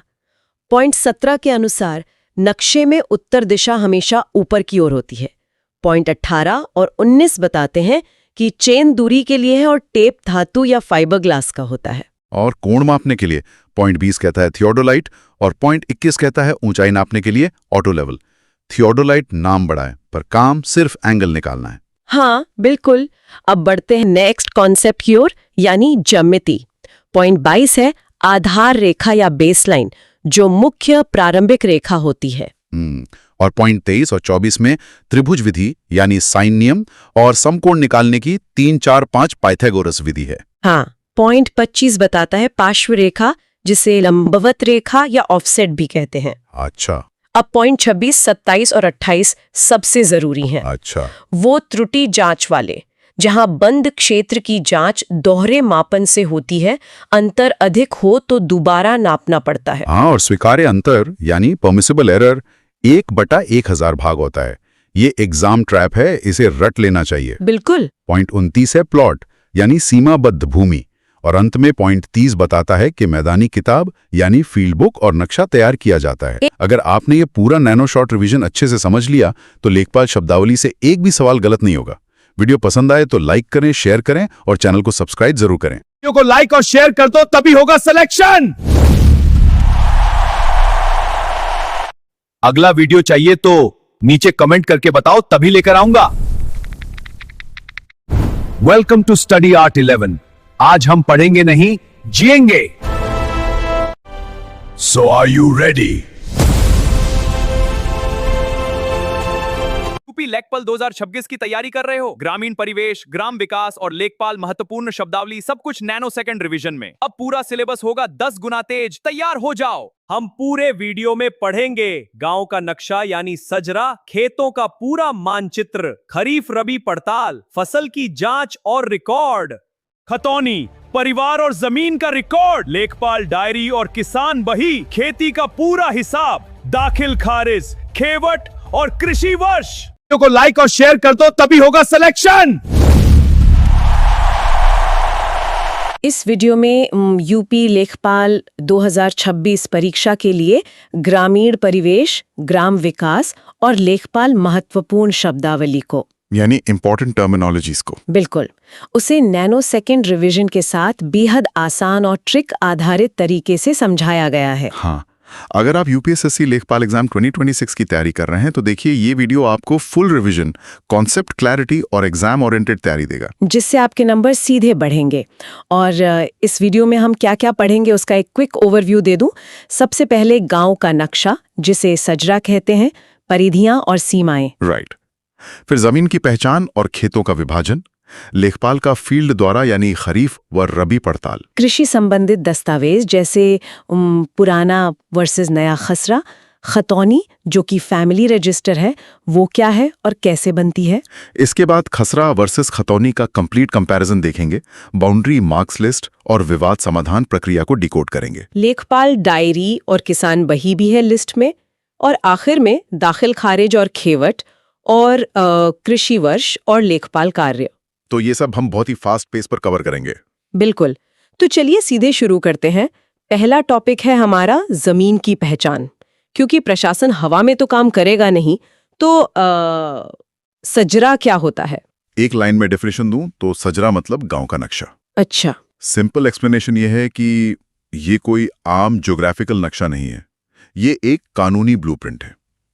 इस नक्शे में पूरे गांव की जमीन को परिधियों में बांटा जाता है। परिधि मतलब खेत। एग्जैक्टली।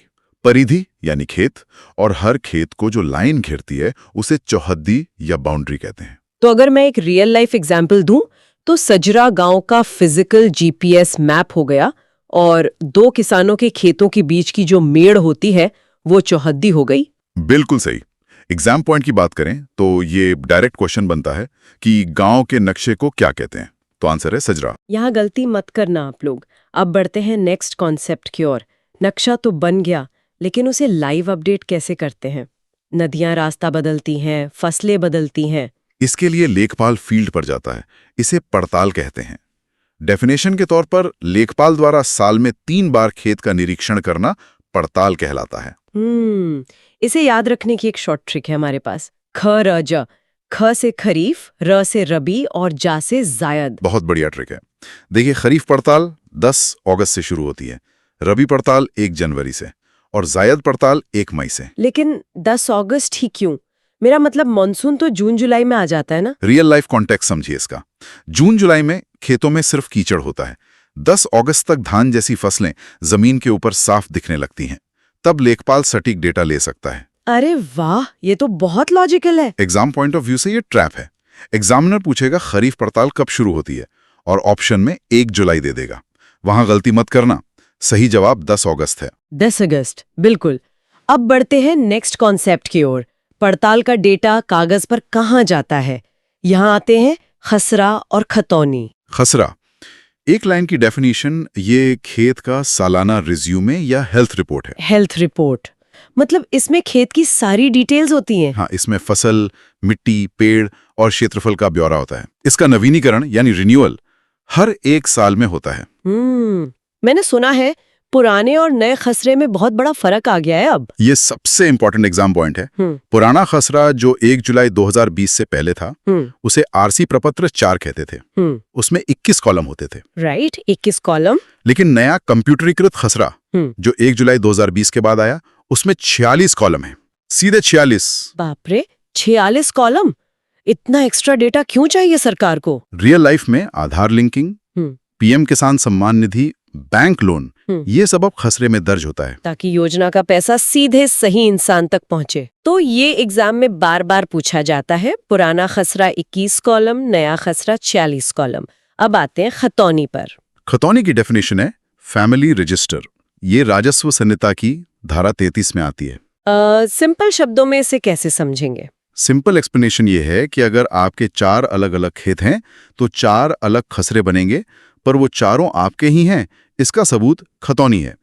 इसमें पूरे परिवार के स्वामित्व का डेटा एक जगह होता है। तो खसरा खेत का रिकॉर्ड है और खतौनी मालिक का रिकॉर्ड है। एग्जैक्टली। और खतौनी में 14 कॉलम होते हैं। इसका नवीनीकरण हर 6 साल में होता है। 6 साल में क्यों? खसरा तो हर साल हो रहा था। क्योंकि फसल हर साल बदलती है, पर मालिकाना हक रातों रात नहीं बदलता, इसलिए 6 साल। समझ गई। तो एग्जाम पॉइंट के लिए एक फॉर्मूला याद रखिए, खसरा प्लस खतौनी इज इक्वल टू अधिकार अभिलेख, यानी रिकॉर्ड ऑफ राइट्स। बिल्कुल, ये इक्वेशन एग्जाम में डायरेक्ट पूछी जा सकती है। अब बढ़ते हैं नेक्स्ट कॉन्सेप्ट या नेक्स्ट पेज की ओर, जो है विवाद और उनका समाधान। अगर डिजिटल डेटा है तो झगड़े कैसे सुलझते हैं? 46 कॉलम वाला खसरा खेत की मेड़ का झगड़ा तो नहीं सुलझा सकता। यही काम आती है बाउंड्री मार्क्स लिस्ट, जो लैंड रिकॉर्ड मैनुअल के पैरा 47 में दी गई है। इसमें पक्के चिन्हों का इस्तेमाल होता है ना, जैसे सड़क, नदी, कुआं, पेड़, मंदिर। हाँ, रियल लाइफ एग्जाम्पल देखिए। 2 किसानों में मेड़ पर झगड़ा हो गया।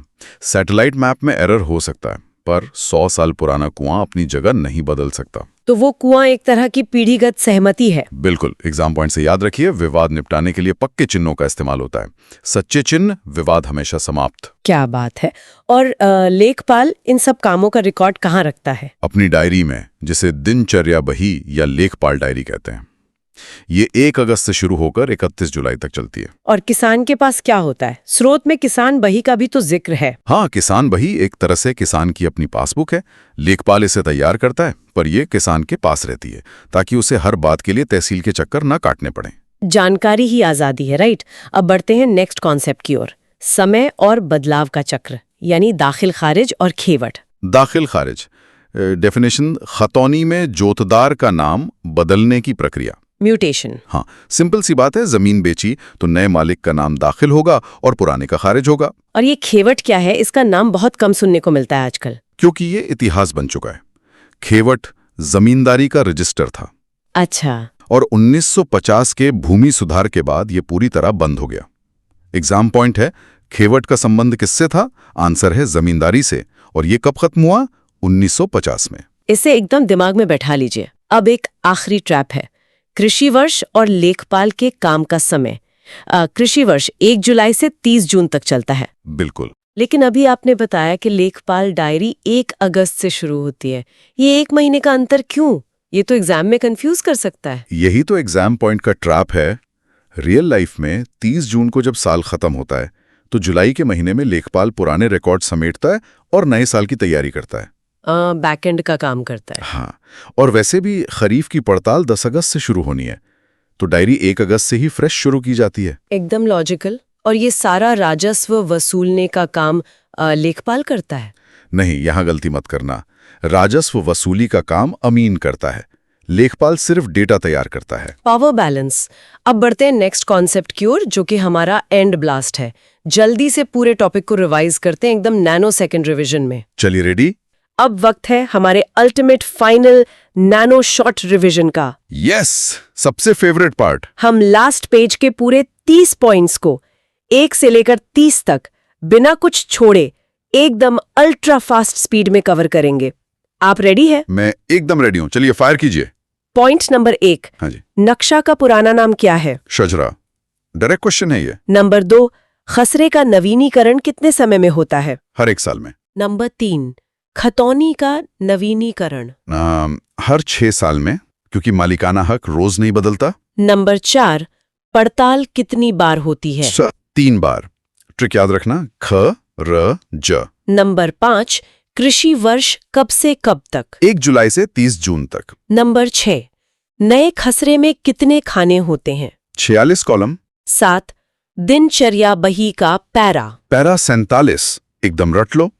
8वां पॉइंट, सजरा क्या है? परिसीमाओं यानी बाउंड्रीज वाला जो गांव का नक्शा होता है वही सजरा है। नंबर 9, परसिया क्या है? प्रत्येक खेत को दर्शाने वाला नक्शा परसिया कहलाता है। 10वां पॉइंट, लेखपाल का फील्ड दौरा साल में कितनी बार होता है? 3 बार। नंबर 11, खरीफ पड़ताल की तारीख। 10 अगस्त से। 12, रबी पड़ताल कब से? 1 जनवरी से। 13वां पॉइंट, पुराना खसरा कब लागू था? 1 जुलाई 2020 से पहले। नंबर 14, नया खसरा कब लागू हुआ? 1 जुलाई 2020 के बाद। 15, पुराने खसरे में कितने कॉलम थे? सिर्फ 4 कॉलम। 16वां पॉइंट, नए खसरे में कितने कॉलम हैं?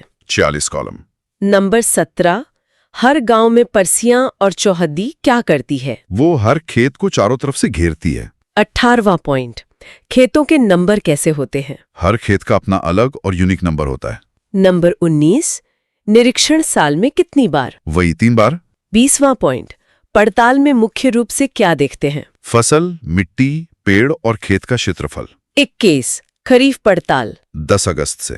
नंबर 22, रबी पड़ताल। 1 जनवरी से। 23वां पॉइंट, पुराना खसरा तिथि। जुलाई 2020 से पहले। 24, नया खसरा तिथि। 1 जुलाई 2020 के बाद। 25वां, पुराने खसरे के कॉलम। 4। 26, नए खसरे के कॉलम। 46, 27वां पॉइंट, खसरा क्या दर्शाता है? खेतों का पूरा विवरण दर्शाता है। नंबर 28, ग्राम नक्शा क्या दर्शाता है? ये पूरे गांव की सीमाएं दर्शाता है। 29वां पॉइंट, खतौनी का संबंध किससे है? भूमि स्वामित्व से, यानी ओनरशिप से। और आखिरी, नंबर 30, पड़ताल का रिकॉर्ड किस चीज का होता है? फसल, मिट्टी, पेड़ व क्षेत्रफल का। और ये हो गए हमारे पूरे 30 पॉइंट्स डन। वाओ, ये था एकदम perfect nano short revision. Video को लाइक और शेयर कर दो, तभी होगा सिलेक्शन। अगला वीडियो चाहिए तो नीचे कमेंट करके बताओ, तभी लेकर आऊंगा। लेखपाल 2026 ग्रामीण परिवेश 1 शॉट, ग्रामीण विकास complete master class, theory plus MCQ plus revision.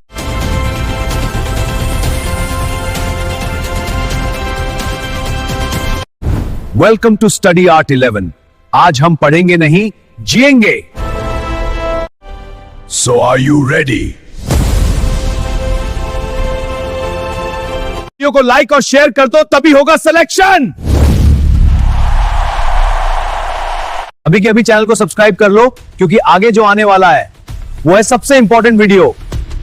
Welcome to study art 11। ऐसा वीडियो पूरे YouTube पर कहीं नहीं मिलेगा। अब यूपी लेखपाल 2026 के लिए आ गया सबसे जबरदस्त वीडियो सेशन। यूपी लेखपाल 2026 की तैयारी होगा चुटकी में। एक ही वीडियो में पूरा ग्रामीण परिवेश, ग्राम समाज और ग्रामीण विकास कंप्लीट हो जाएगा। इससे बाहर कुछ भी नहीं आएगा। इतना तैयार कर लो, काफी है। बिल्कुल। और आज का ये जो डीप डाइव है ना, ये पूरी तरह से उन्हीं 15 पेज के मास्टर क्लास PDF पर आधारित है, जिसका दावा इस इंट्रो में किया गया है। हाँ, और हमारा टारगेट यहाँ सिर्फ फैक्ट्स को रटना नहीं है। ओफ, एकदम नहीं। हम यहाँ क्यों और कैसे को समझेंगे। मतलब कैंडिडेट्स को एग्जाम लेवल पर कॉन्सेप्ट क्लैरिटी होनी चाहिए। राइट। तो चलिए अब हम देख रहे हैं पेज नंबर 1। देखिए, ये पहला पेज एक इंट्रोडक्शन स्लाइड है। ये साफ बताता है कि ये मास्टर क्लास कॉन्सेप्ट है क्या। ये 100% एग्जाम ओरिएंटेड अप्रोच है, यानी थ्योरी, ट्रिक्स और रिवीजन, ये तीनों एक ही जगह मिलेंगे। एग्जैक्टली। और टारगेट बिल्कुल क्लियर रखना है, 80 मार्क्स का टारगेट। जैसे किसी भी बड़ी बिल्डिंग को बनाने के लिए आपको एक सॉलिड नींव चाहिए होती है ना। हाँ, बिना नींव के तो बिल्डिंग गिर जाएगी। बस वही कवरेज स्ट्रैटेजी यहां एग्जाम के लिए काम आएगी। एग्जाम पॉइंट याद रखें कि सफलता सिर्फ पढ़ने से नहीं, मेमोरी ट्रिक और क्लासरूम स्टाइल एक्सप्लेनेशन से मिलती है। तो मेरा एक सवाल है यहाँ पर, क्या बिना किसी क्लियर स्ट्रैटेजी के बस किताबें पढ़कर इस एग्जाम को पास किया जा सकता है? सच कहूं तो नहीं। सिलेबस इतना बड़ा है कि बिना स्ट्रैटेजी के आप फैक्ट्स में खो जाएंगे। आपको पता होना चाहिए कि क्या छोड़ना है। बिल्कुल सही पॉइंट है। चलिए अब बढ़ते हैं पेज नंबर 2 पर। यहां से हमारा एक्चुअल सिलेबस शुरू होता है। ग्राम समाज का परिचय। राइट। और डेटा काफी इंटरेस्टिंग है। 2011 की जनगणना के अनुसार आज भी हमारी 63.8% आबादी गांव में रहती है। बिल्कुल। और इसका हिस्टोरिकल कॉन्टेक्स्ट देखिए। ऋग्वेदा का डेटा बहुत इंपॉर्टेंट है। हाँ, पीडीएफ में लिखा है कि ग्राम शब्द सिर्फ 13 बार आया है और विश्व शब्द 170 बार, जबकि जन शब्द 275 बार आया है। वेट, जन शब्द 275 बार? ये उस समय के समाज के बारे में क्या दर्शाता है? ये बहुत डीप पॉइंट है। इसका मतलब है कि उस वक्त लोग किसी जमीन या ग्राम से जुड़े होने के बजाय अपने कबीले या जन से ज्यादा जुड़े थे। समाज खानाबदोश था। ओह अच्छा, यानी परमानेंट सेटलमेंट बाद में आया। एग्जैक्टली। और जब परमानेंट सेटलमेंट आया तो एक स्ट्रक्चर बना। यहां से एग्जाम में डायरेक्ट क्वेश्चन आता है। क्रम याद रखिए, परिवार, फिर गांव, फिर ब्लॉक, फिर तहसील, फिर जिला और आखिर में राज्य। समझ आ रहा है। सोचो, अगर आप एक लेखपाल हो तो सबसे निचले स्तर पर आपको परिवार और गांव की इकाई से ही शुरुआत करनी होगी। बिल्कुल। और इसी पेज पर एक और इंपॉर्टेंट पॉइंट है। विश्व का सबसे स्वच्छ गांव मोलिन नोंग मेघालय में है और यूपी का सबसे स्वच्छ गांव बुधाना औरैया में है। ये नाम तो टिप्स पर होने चाहिए। अब हम देख रहे हैं पेज नंबर 3। ये पेज ग्रामीण और शहरी जीवन के बीच का अंतर समझाता है। हाँ, यहाँ एक कंपैरिजन टेबल है। गांव कृषि और रीति रिवाजों पर आधारित है, जहाँ हेल्थ और एजुकेशन अभी भी लिमिटेड है। और वहीं शहर उद्योग, उच्च शिक्षा और डिजिटल इंफ्रास्ट्रक्चर पर चल रहे हैं। राइट। और इसी अंतर से पैदा होता है पलायन यानी माइग्रेशन। देखिए, पलायन का मुख्य कारण सिर्फ पैसा नहीं है, ये गलतफहमी है। लोग उच्च सुविधाओं के लिए शहर जाते हैं। जैसे अगर किसी गांव के यूथ को अच्छी मेडिकल सुविधा या एडवांस्ड डिजिटल शिक्षा चाहिए तो वो शहर ही जाएगा, सिर्फ नौकरी के लिए नहीं। एग्जैक्टली। एग्जाम पॉइंट याद रखें। पलायन के कारणों में हेल्थ, एजुकेशन, इंफ्रास्ट्रक्चर जैसे उच्च सुविधाओं को टिक करना है। लेकिन मेरा एक पुशबैक क्वेश्चन है यहाँ, क्या आज के स्मार्टफोन और डिजिटल युग में ये गांव और शहर का अंतर कुछ कम नहीं हो रहा है? डिजिटल कनेक्टिविटी जरूर बढ़ी है, लेकिन फिजिकल इंफ्रास्ट्रक्चर जैसे बड़े हॉस्पिटल्स या यूनिवर्सिटीज अभी भी शहरों में ही सेंट्रलाइज्ड हैं। इसलिए पलायन रुका नहीं है। ये बहुत वैलिड पॉइंट है। चलिए अब बढ़ते हैं पेज नंबर 4 पर। यहाँ हम ग्राम विकास का इतिहास देखेंगे। पूरा टाइमलाइन दिया हुआ है। हाँ, इस टाइमलाइन को 5 हिस्सों में बांटा गया है। पहला 1947 से पूर्व, फिर आता है 1947 से 52 का संक्रमण काल यानी प्रायोगिक दौर। एग्जाम में सीधा पूछेगा, संक्रमण काल का टाइम क्या था? आंसर इज 1947 से 52। गलती मत करना। बिल्कुल। और तीसरा फेज 1952 के बाद शुरू हुआ, जिसे सामुदायिक विकास कहते हैं। फिर 7 से 80 का दशक हरित क्रांति का था। और 80 से 2000 के बीच गरीबी उन्मूलन पर फोकस था। और आखिर में 2000 के बाद का मॉडर्न या स्मार्ट विलेज दौर। इसको ऐसे समझो जैसे एक बच्चा बड़ा होता है ना, वैसे ही हमारा ग्राम विकास प्रायोगिक चरण से स्मार्ट विलेज तक पहुंचा है। अच्छा, एक सवाल है, 1980 के बाद ही गरीबी उन्मूलन पर सीधा फोकस क्यों किया गया? पहले क्यों नहीं? क्योंकि शुरुआत में देश की प्रायोरिटी अनाज उत्पादन और इंफ्रास्ट्रक्चर थी। जब हरित क्रांति से अनाज का संकट थोड़ा कम हुआ, तब जाकर पॉलिसी मेकर्स का ध्यान इंडिविजुअल गरीबी हटाने पर गया। Make sense. अब हम देख रहे हैं पेज नंबर 5। इस पेज पर शुरुआती ग्रामीण प्रयोग हैं, आजादी से पहले और तुरंत बाद के प्रोजेक्ट्स। हाँ, जैसे 1920 में टैगोर जी का श्रीनिकेतन प्रोजेक्ट और उसी साल ब्राइने का गुरगांव प्रोजेक्ट। और 1928 में स्पेंसर हैच का मार्थंडम प्रोजेक्ट। लेकिन एग्जाम के लिए 2 सबसे अहम हैं। कौन से 2? पहला गांधी जी का सेवाग्राम जो 1936 में आया। बापू का सेवाग्राम 1936 में आया, याद रखना। और दूसरा 1948 में एल्बर्ट मायर का इतावा पायलट प्रोजेक्ट। इस इतावा प्रोजेक्ट को आधुनिक ग्रामीण विकास की प्रयोगशाला या पाठशाला कहा जाता है। बिल्कुल, क्योंकि इसने फ्यूचर की सभी योजनाओं का ब्लूप्रिंट तैयार किया। पर इतने सारे अलग अलग प्रयोगों में क्या कोई एक समान पैटर्न था या सब अपनी मर्जी से चल रहे थे? बहुत अच्छा सवाल है। इन सभी में एक कॉमन पैटर्न था, बॉटम अप अप्रोच, यानी गांव वालों को आत्मनिर्भर बनाना और उनकी भागीदारी तय करना, यानी ग्राउंड लेवल से डेवलपमेंट शुरू करना। चलिए अब बढ़ते हैं पेज नंबर 6 पर। अब हम आ गए हैं पंचायती राज व्यवस्था पर। ये सबसे ज्यादा स्कोरिंग टॉपिक है। हाँ, 2 अक्टूबर 1957 को नागौर राजस्थान से जवाहरलाल नेहरू जी ने इसकी शुरुआत की थी। और पहला राज्य जिसने इसे पूरी तरह से लागू किया वो था आंध्र प्रदेश, 11 अक्टूबर 1957 को। राइट, और फिर 73वां संविधान संशोधन 1992 में आया और 24 अप्रैल 1993 को लागू हुआ। बिल्कुल, जिसके तहत भाग 9 अनुच्छेद 243 से 243 ओ और अनुसूची 11 जोड़ी गई। एग्जाम के लिए इंपॉर्टेंट पॉइंट नोट करिए, ग्राम पंचायतों के गठन का सबसे पहला वर्णन आर्टिकल 40 में मिलता है, जो डीपीएसपी यानी नीति निर्देशक तत्व हैं। और इसके काम याद रखने की शॉर्ट ट्रिक भी तो है। हाँ, शॉर्ट ट्रिक याद रखने के लिए पंचायत के 29 काम 11वीं क्लास में पढ़े हम, यानी अनुसूची 11 और विषय 29। क्या बात है, बहुत आसान हो गया ये तो। पर मेरा एक सवाल है, संविधान में इसको लागू करने की बात थी, तो इसे 1992 तक संवैधानिक दर्जा मिलने में इतना समय क्यों लगा? क्योंकि शुरुआत में आर्टिकल 40 सिर्फ एक सुझाव था, बाध्यकारी नहीं। राज्य सरकारें अपनी शक्ति और पावर निचले स्तर पर पंचायतों को देना ही नहीं चाहती थी। पॉलिटिक्स। एग्जैक्टली, इसीलिए दर्जा मिलने में दशकों लग गए। समझ गई। अब हम देख रहे हैं पेज नंबर 7। ये पेज पंचायती राज समितियों के बारे में है। इन समितियों को डॉक्टर्स के पैनल की तरह समझें, जहां हर डॉक्टर ने सिस्टम की बीमारी का अलग इलाज बताया। हाँ, अलग अलग समितियों ने अलग सुझाव दिए। जैसे 1957 में बलवंत राय मेहता समिति, 1977 में अशोक मेहता समिति और 1962 में संथानम समिति, जिसने वित्त या फाइनेंस पर बात की। 1985 में जीवी के राव समिति गरीबी के मुद्दे पर आई। फिर 1986 में लक्ष्मी सिंघवी समिति आई, जिसने संवैधानिक मान्यता की मांग की, और गडगिल समिति ने महिलाओं के आरक्षण की बात की। अब यहाँ ट्रिक देखिए, एग्जाम के लिए शॉर्ट ट्रिक याद रखने के लिए। बलवंत राय मेहता में 3 वर्ड्स हैं, तो आंसर होगा 3 टियर, यानी त्रिस्तरीय। और अशोक मेहता में 2 वर्ड्स हैं, तो उन्होंने 2 टियर यानी द्विस्तरीय सिस्टम दिया। बहुत सिंपल है। हाँ, लेकिन आपका सवाल क्या है इस पर? मेरा सवाल ये है कि अशोक मेहता समिति ने ग्राम स्तर को छोड़कर सीधे मंडल की बात क्यों की? क्योंकि उनका मानना था कि एक अकेला गांव आर्थिक रूप से इतना सक्षम नहीं होता।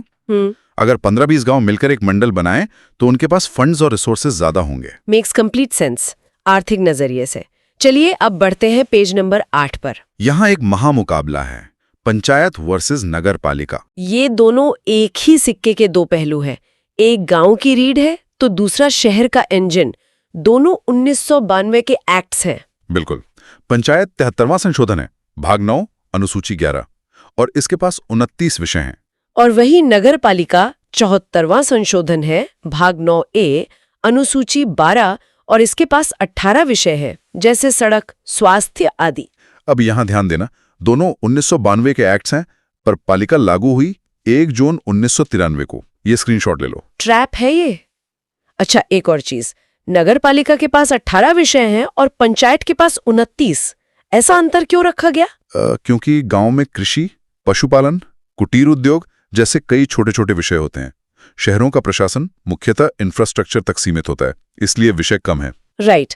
अब हम देख रहे हैं पेज नंबर 9। ये पेज एक लेखपाल, डिक्शनरी और भूमि मापन के बारे में है, ग्राउंड लेवल का काम। हाँ, मध्यकाल में राजस्व अधिकारी को आमेर या आमिल कहते थे।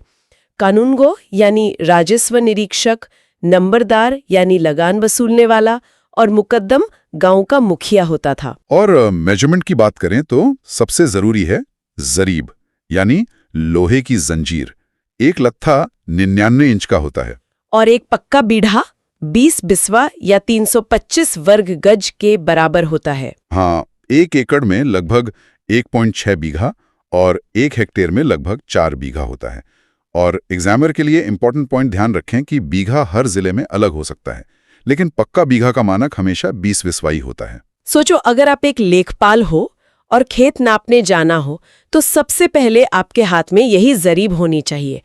पर क्या आज के ड्रोन मैपिंग के दौर में भी इन जरीब और लत्था जैसी इकाइयों का व्यवहारिक महत्व बचा है? बिल्कुल समझ आ रहे हैं। ड्रोन आपको ऊपर से नक्शा देगा, पर 2 किसानों के बीच आपस में मेड या बाउंड्री का झगड़ा हो तो वो जमीन पर खड़े होकर उसी लोहे की जरीब से ही नापना पड़ता है। अच्छा, यानी फिजिकल मेजरमेंट की जगह ड्रोन नहीं ले सकता।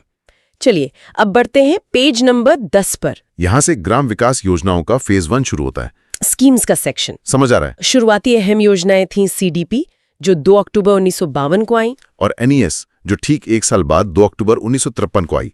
याद रखें 2 अक्टूबर की डेट बहुत खास है। 1952 में सीडीपी और 1953 में एनईएस, दोनों 2 अक्टूबर को आए। फिर आई हरित क्रांति 1966 में MS स्वामीनाथन जी के नेतृत्व में। उसके बाद 15 अगस्त 1979 को ट्राइसेम आई, जो युवाओं के प्रशिक्षण के लिए थी। और 1980 में आरडिप यानी स्वरोजगार योजना। ये ट्राइसेम और आरडिप आज के स्किल डेवलपमेंट और स्टार्टअप लोन योजनाओं के दादाजी माने जा सकते हैं।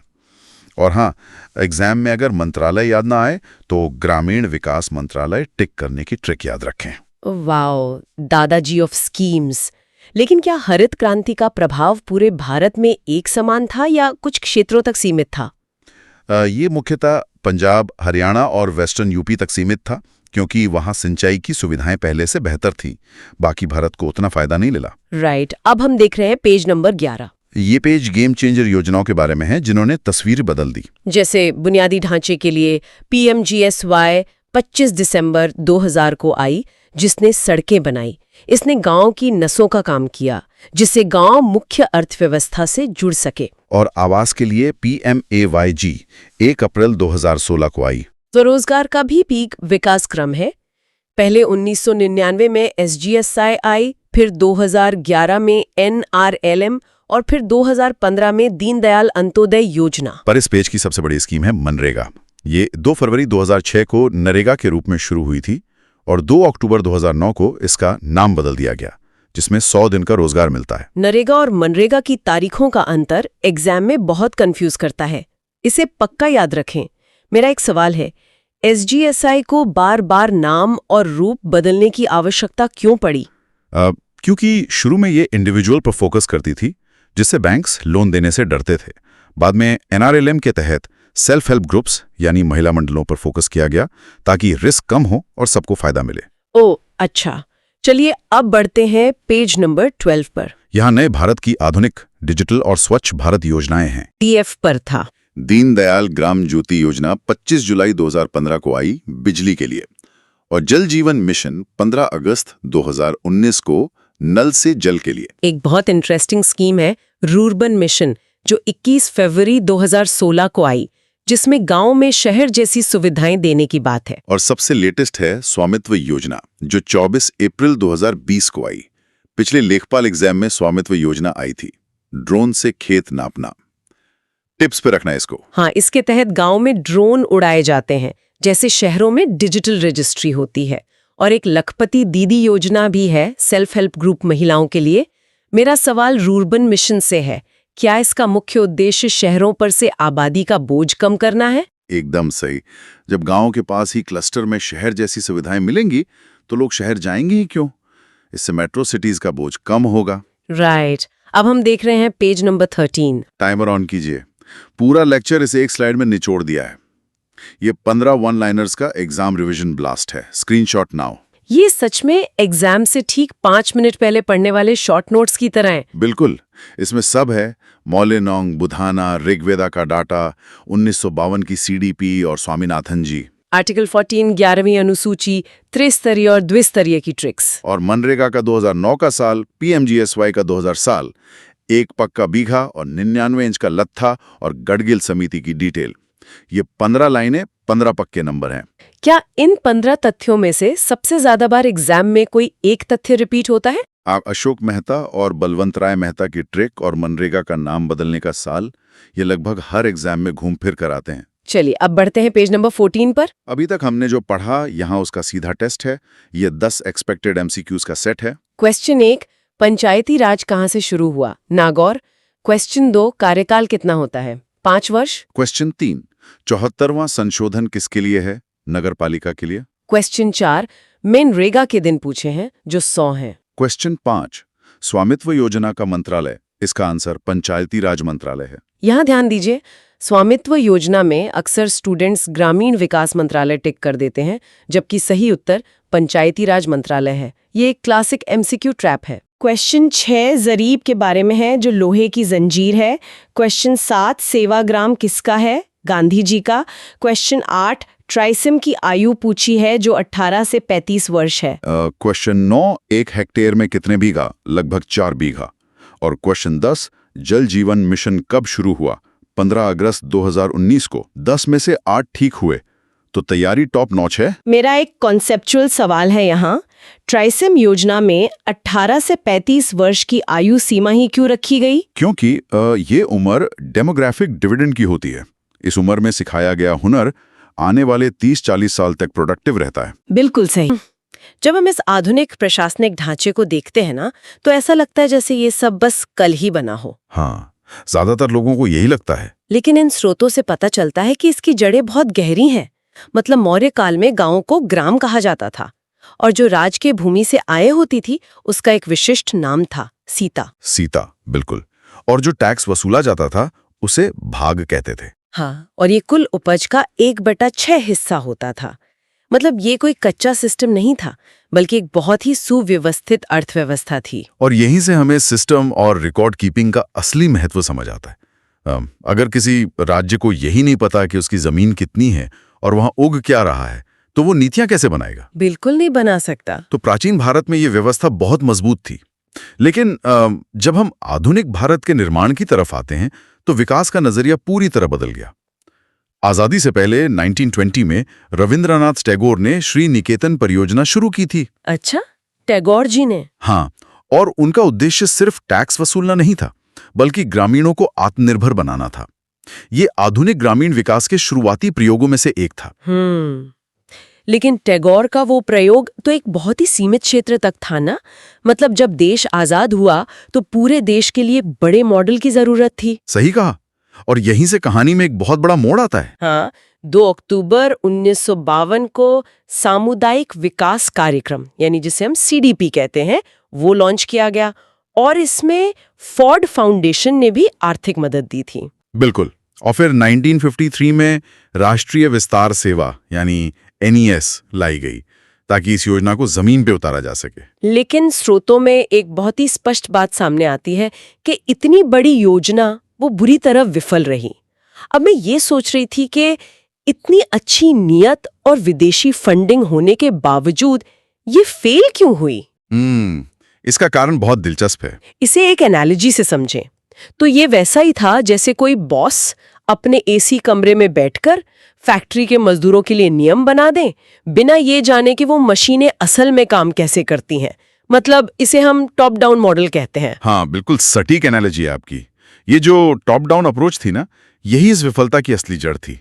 दिल्ली में बैठे कुछ अधिकारियों ने तय कर लिया कि गांव वालों को क्या चाहिए, बिना गांव वालों से पूछे। बिल्कुल, जनता की कोई भागीदारी थी ही नहीं। लेकिन इस विफलता ने एक बहुत बड़े संस्थागत बदलाव को जन्म दिया। सरकार को यह समझ आ गया कि स्थानीय लोगों के बिना स्थानीय विकास तो असंभव है। और इसी एहसास से पंचायती राज की नींव पड़ी है ना। हाँ, 1957 में बलवंत राय मेहता समिति ने पहली बार लोकतांत्रिक विकेंद्रीकरण का सुझाव दिया। अच्छा। उन्होंने कहा कि सत्ता को ऊपर से नीचे की तरफ बांटना होगा और 3 स्तरीय पंचायतें बनानी होंगी। पर जाहिर है ये कोई रातों रात हुआ चमत्कार तो था नहीं, ये एक लंबा संघर्ष था। क्योंकि कोई भी बड़ा नेता अपनी शक्ति गांव के एक सरपंच को क्यों देना चाहेगा? दशकों तक पंचायतें सिर्फ कागजों पर रहीं या फिर बिना चुनाव के ही चलती रहीं। हाँ, और इसी संघर्ष को 1985 में आई GV राव समिति ने बहुत ही बेहतरीन शब्दों में बयां किया था। क्या कहा था उन्होंने? उन्होंने उस वक्त की पंचायत व्यवस्था को बिना जड़ की घास कहा था। वाओ, बिना जड़ की घास। मतलब ऊपर से तो हरा भरा ढांचा दिख रहा है, लेकिन जमीन में उसकी कोई पकड़ ही नहीं है। बहुत ही सटीक बात कही। और फिर 1986 में LM सिंघवी समिति ने ये साफ कर दिया कि जब तक पंचायतों को संविधान में जगह नहीं मिलेगी, वो कभी मजबूत नहीं होंगी। बिल्कुल। और इस पूरी जद्दोजहद का जो नतीजा निकला, वो 1992 के 73वें संविधान संशोधन के रूप में सामने आया, जिसने पंचायतों को संवैधानिक दर्जा दिया और विकास के 29 विषय सीधे उनके हाथों में सौंप दिए। मतलब एक बहुत ही सशक्त बदलाव था। गांव के लोगों को अपने फैसले खुद लेने का अधिकार मिल गया था। प्रशासनिक ढांचा तो तैयार हो गया था। हाँ, ढांचा बन गया, लेकिन एक भूखा इंसान वोट के अधिकार का क्या ही करेगा? 60 के दशक में भारत की स्थिति तो बहुत भयानक थी ना। हम शिप टू माउथ अवस्था में थे। हाँ, जहां अमेरिका से आने वाले लाल गेहूं पर पूरे देश की आबादी निर्भर थी। ढांचे के बाद जो दूसरी सबसे बड़ी चुनौती थी, वो थी पेट भरना। बिल्कुल। शुरू किया गया। जिसे पैकेज प्रोग्राम कहा गया था, राइट? हाँ, ये कोई साधारण योजना नहीं थी। नीति निर्माताओं ने समझ लिया था कि सिर्फ बीज देने या सिर्फ पानी देने से उपज नहीं बढ़ने वाली। उन्होंने 7 राज्यों के 7 जिलों को चुना और वहां उच्च उपज वाले बीज, रासायनिक खाद, सिंचाई और आधुनिक मशीनें, ये सब कुछ एक साथ एक पैकेज के रूप में झोंक दिया। और इस प्रयोग ने यह साबित कर दिया कि अगर सही इनपुट एक साथ मिलें तो उत्पादन चमत्कारिक रूप से बढ़ सकता है। और इसी पैकेज प्रोग्राम ने उस मंच को तैयार किया जिसे पूरी दुनिया हरित क्रांति के नाम से जानती है। बिल्कुल सही। नॉर्मन बोरलॉग ने विश्व स्तर पर और भारत रत्न MS स्वामीनाथन ने देश में जो किया, उसने इतिहास ही बदल दिया। वैसे ये हरित क्रांति शब्द विलियम गॉड की देन है। ये एक छोटा सा फैक्ट है जो स्रोतों में है। लेकिन मैं यहाँ थोड़ा रुककर एक सवाल उठाना चाहूंगी। जी, पूछिए। हम हमेशा हरित क्रांति का एक जादुई छड़ी की तरह जश्न मनाते हैं। इसने हमें गेहूं और चावल में आत्मनिर्भर तो बना दिया, लेकिन आज हम पंजाब और पश्चिमी यूपी की जमीन की हालत देखते हैं। बहुत खराब है। मिट्टी रसायनों से बंजर हो रही है और दालें तो जैसे हमारे खेतों से गायब ही हो गईं। तो क्या इस तथाकथित सफलता की कोई भारी कीमत नहीं चुकानी पड़ी? देखिए, इस नीतिगत चुनाव को ना हमें उस तत्कालीन संदर्भ में समझना होगा। उस वक्त प्राथमिकता मिट्टी की सेहत नहीं थी। हाँ, वो तो है। उस वक्त करोड़ों लोगों को भुखमरी से बचाना था, तो हमने कैलोरी को चुना। लेकिन हाँ, इसके जो दीर्घकालीन नुकसान हुए वो बहुत गहरे थे। गेहूं और चावल पर MSP की गारंटी मिलने से किसानों ने दालें और तिलहन उगाना ही छोड़ दिया, जिससे पोषण का एक भारी असंतुलन पैदा हो गया। बिल्कुल। और इसका फायदा भी कुछ ही क्षेत्रों जैसे पंजाब, हरियाणा और पश्चिमी उत्तर प्रदेश तक सीमित रह गया, जिसने देश में भारी क्षेत्रीय असमानता पैदा कर दी। ये एक क्लासिक उदाहरण है कि कैसे कोई नीति तात्कालिक समस्या तो सुलझा देती है, लेकिन दशकों बाद नई चुनौतियां खड़ी कर देती ये है। सही बात है। खैर, खेती में ये उथल पुथल चल ही रही थी कि पशुपालन के क्षेत्र में भी एक ऐसा ही बड़ा प्रयोग हुआ। हरित क्रांति के IADP की तर्ज पर पशुओं के लिए 1964 में सघन पशु विकास कार्यक्रम यानी ICDP लाया गया। और फिर 1970 में डॉक्टर वर्गीस कुरियन के नेतृत्व में ऑपरेशन फ्लड शुरू हुआ, जिसे हम श्वेत क्रांति कहते हैं। पर श्वेत क्रांति की सफलता का जो मैकेनिज्म था वो हरित क्रांति से काफी अलग था ना? हाँ, बिल्कुल अलग था। हरित क्रांति तकनीक पर आधारित थी, जबकि श्वेत क्रांति पूरी तरह से सहकारिता यानी कोऑपरेटिव मॉडल पर आधारित थी। 1946 में त्रिभुवन दास पटेल द्वारा गुजरात के आनंद में स्थापित जो अमूल है वो इसका सबसे बड़ा उदाहरण है। एकदम सही। इसमें दूध का उत्पादन बढ़ाने से ज्यादा ध्यान इस बात पे था कि किसान और बाजार के बीच से बिचौलियों को कैसे हटाया जाए। वाओ, ये जरूरी था। किसान अपना दूध सीधा कोऑपरेटिव को देता है और मुनाफा सीधा उसी के हाथ में आता है। इसी मॉडल को राष्ट्रीय स्तर पर लागू करने के लिए 1965 में आनंद में राष्ट्रीय डेयरी विकास बोर्ड यानी NDDB की स्थापना हुई। यहाँ एक बहुत ही रोचक विरोधाभास है। मतलब संस्थाएं कैसे बटी हुई है ये देखना बड़ा दिलचस्प है। डेयरी विकास बोर्ड तो गुजरात के आनंद में है, लेकिन जो राष्ट्रीय डेयरी अनुसंधान संस्थान है यानी NDRI वो हरियाणा के करनाल में स्थित है। हाँ, ये अक्सर लोगों को कंफ्यूज करता है। और सिर्फ दूध ही नहीं, खेती की उपज को सही दाम पर बेचने के लिए भी एक तंत्र बनाया गया। 1958 में नेफेड की स्थापना हुई, जिसका काम ही ये है कि जब बाजार में दाम गिरें तो वो MSP पर किसानों से उपज खरीदे और बिचौलियों का एकाधिकार तोड़े। बिल्कुल। और वहीं दूसरी तरफ गांव में जो लोग खेती नहीं करते उनके लिए 1957 में खादी एवं ग्रामोद्योग आयोग यानी KVIC बना। और यहाँ सबसे हैरान करने वाली बात यह है कि गांव के उद्योगों का जिम्मा ग्रामीण विकास मंत्रालय के पास नहीं है, बल्कि सूक्ष्म, लघु और मध्यम उद्यम यानी MSME मंत्रालय के पास है। हाँ, तो ये मंत्रालयों का बंटवारा ऐसा क्यों है? दरअसल ये कार्यों की विशेषज्ञता को दर्शाता है। देखिए, कृषि से पेट भर गया, दूध से पोषण मिल गया, लेकिन गांव में हर कोई किसान तो है नहीं। जाहिर है, जब बुनियादी जरूरतें पूरी हो जाती हैं तो ध्यान आर्थिक गतिशीलता और जीवन की गुणवत्ता पर जाता है। बिना गैर कृषि रोजगार के कोई भी गांव आर्थिक रूप से टिक ही नहीं सकता। और यहीं से रोजगार और कौशल विकास की आधुनिक योजनाओं का जन्म होता है। मतलब 1999 की जो स्वर्ण जयंती ग्राम स्वरोजगार योजना थी, जिसे SGSY कहते हैं, वो समय के साथ विकसित होकर 2011 में राष्ट्रीय ग्रामीण आजीविका मिशन यानी NRLM बन गई। हाँ, और इसमें पूरा फोकस महिलाओं के स्वयं सहायता समूहों या सेल्फ हेल्प ग्रुप्स पर आ गया। इसके साथ ही युवाओं के लिए दीनदयाल उपाध्याय ग्रामीण कौशल्य योजना यानी DDU-UGKY भी आई। लेकिन यहाँ मेरा एक सवाल है, जी। इन सरकारी योजनाओं में जो आंकड़े होते हैं वो इतने सटीक क्यों होते हैं? जैसे DDU-UGKY में साफ लिखा है कि ये 15 से 35 वर्ष के युवाओं के लिए है, मतलब 14 या 36 वर्ष क्यों नहीं? इसके पीछे सीधा जनसांख्यिकीय और आर्थिक विज्ञान काम करता है। ये जो 15 से 35 वर्ष की आयु है ना, ये वो डेमोग्राफिक डिविडेंड या जनसांख्यिकीय लाभांश है, जब इंसान की सीखने की क्षमता सबसे तेज होती है। अच्छा। अगर सरकार एक 20 साल की युवा को प्लम्बिंग या इलेक्ट्रिशियन का काम सिखाती है तो वो अगले 40 साल तक अर्थव्यवस्था में अपना योगदान देगा। सटीक आयु सीमा तय करने से ये सुनिश्चित होता है कि ट्रेनिंग का जो रिटर्न ऑन इन्वेस्टमेंट है वो देश को अधिकतम मिले। वाओ, अब समझ आया। यही सटीकता मुझे स्वास्थ्य योजनाओं में भी दिखती है। राष्ट्रीय बाल स्वास्थ्य कार्यक्रम यानी RBSK 0 से 18 वर्ष के बच्चों के लिए है और ये 4D पर काम करता है। हाँ, 4D। जन्मजात दोष यानी डिफेक्ट्स, बीमारियां यानी डिजीजेज, पोषक तत्वों की कमी यानी डेफिशिएंसीज और विकास में देरी या विकलांगता यानी डेवलपमेंट डिलेज। अगर हम इसे गहराई से सोचें तो ये कोई सिर्फ दया भाव से चलाई गई योजना नहीं है। बिल्कुल नहीं। अगर गांव में एक बच्चे में विकास की देरी को शुरुआत में ही पकड़ लिया जाए तो उसका पूरा भविष्य बदल जाता है।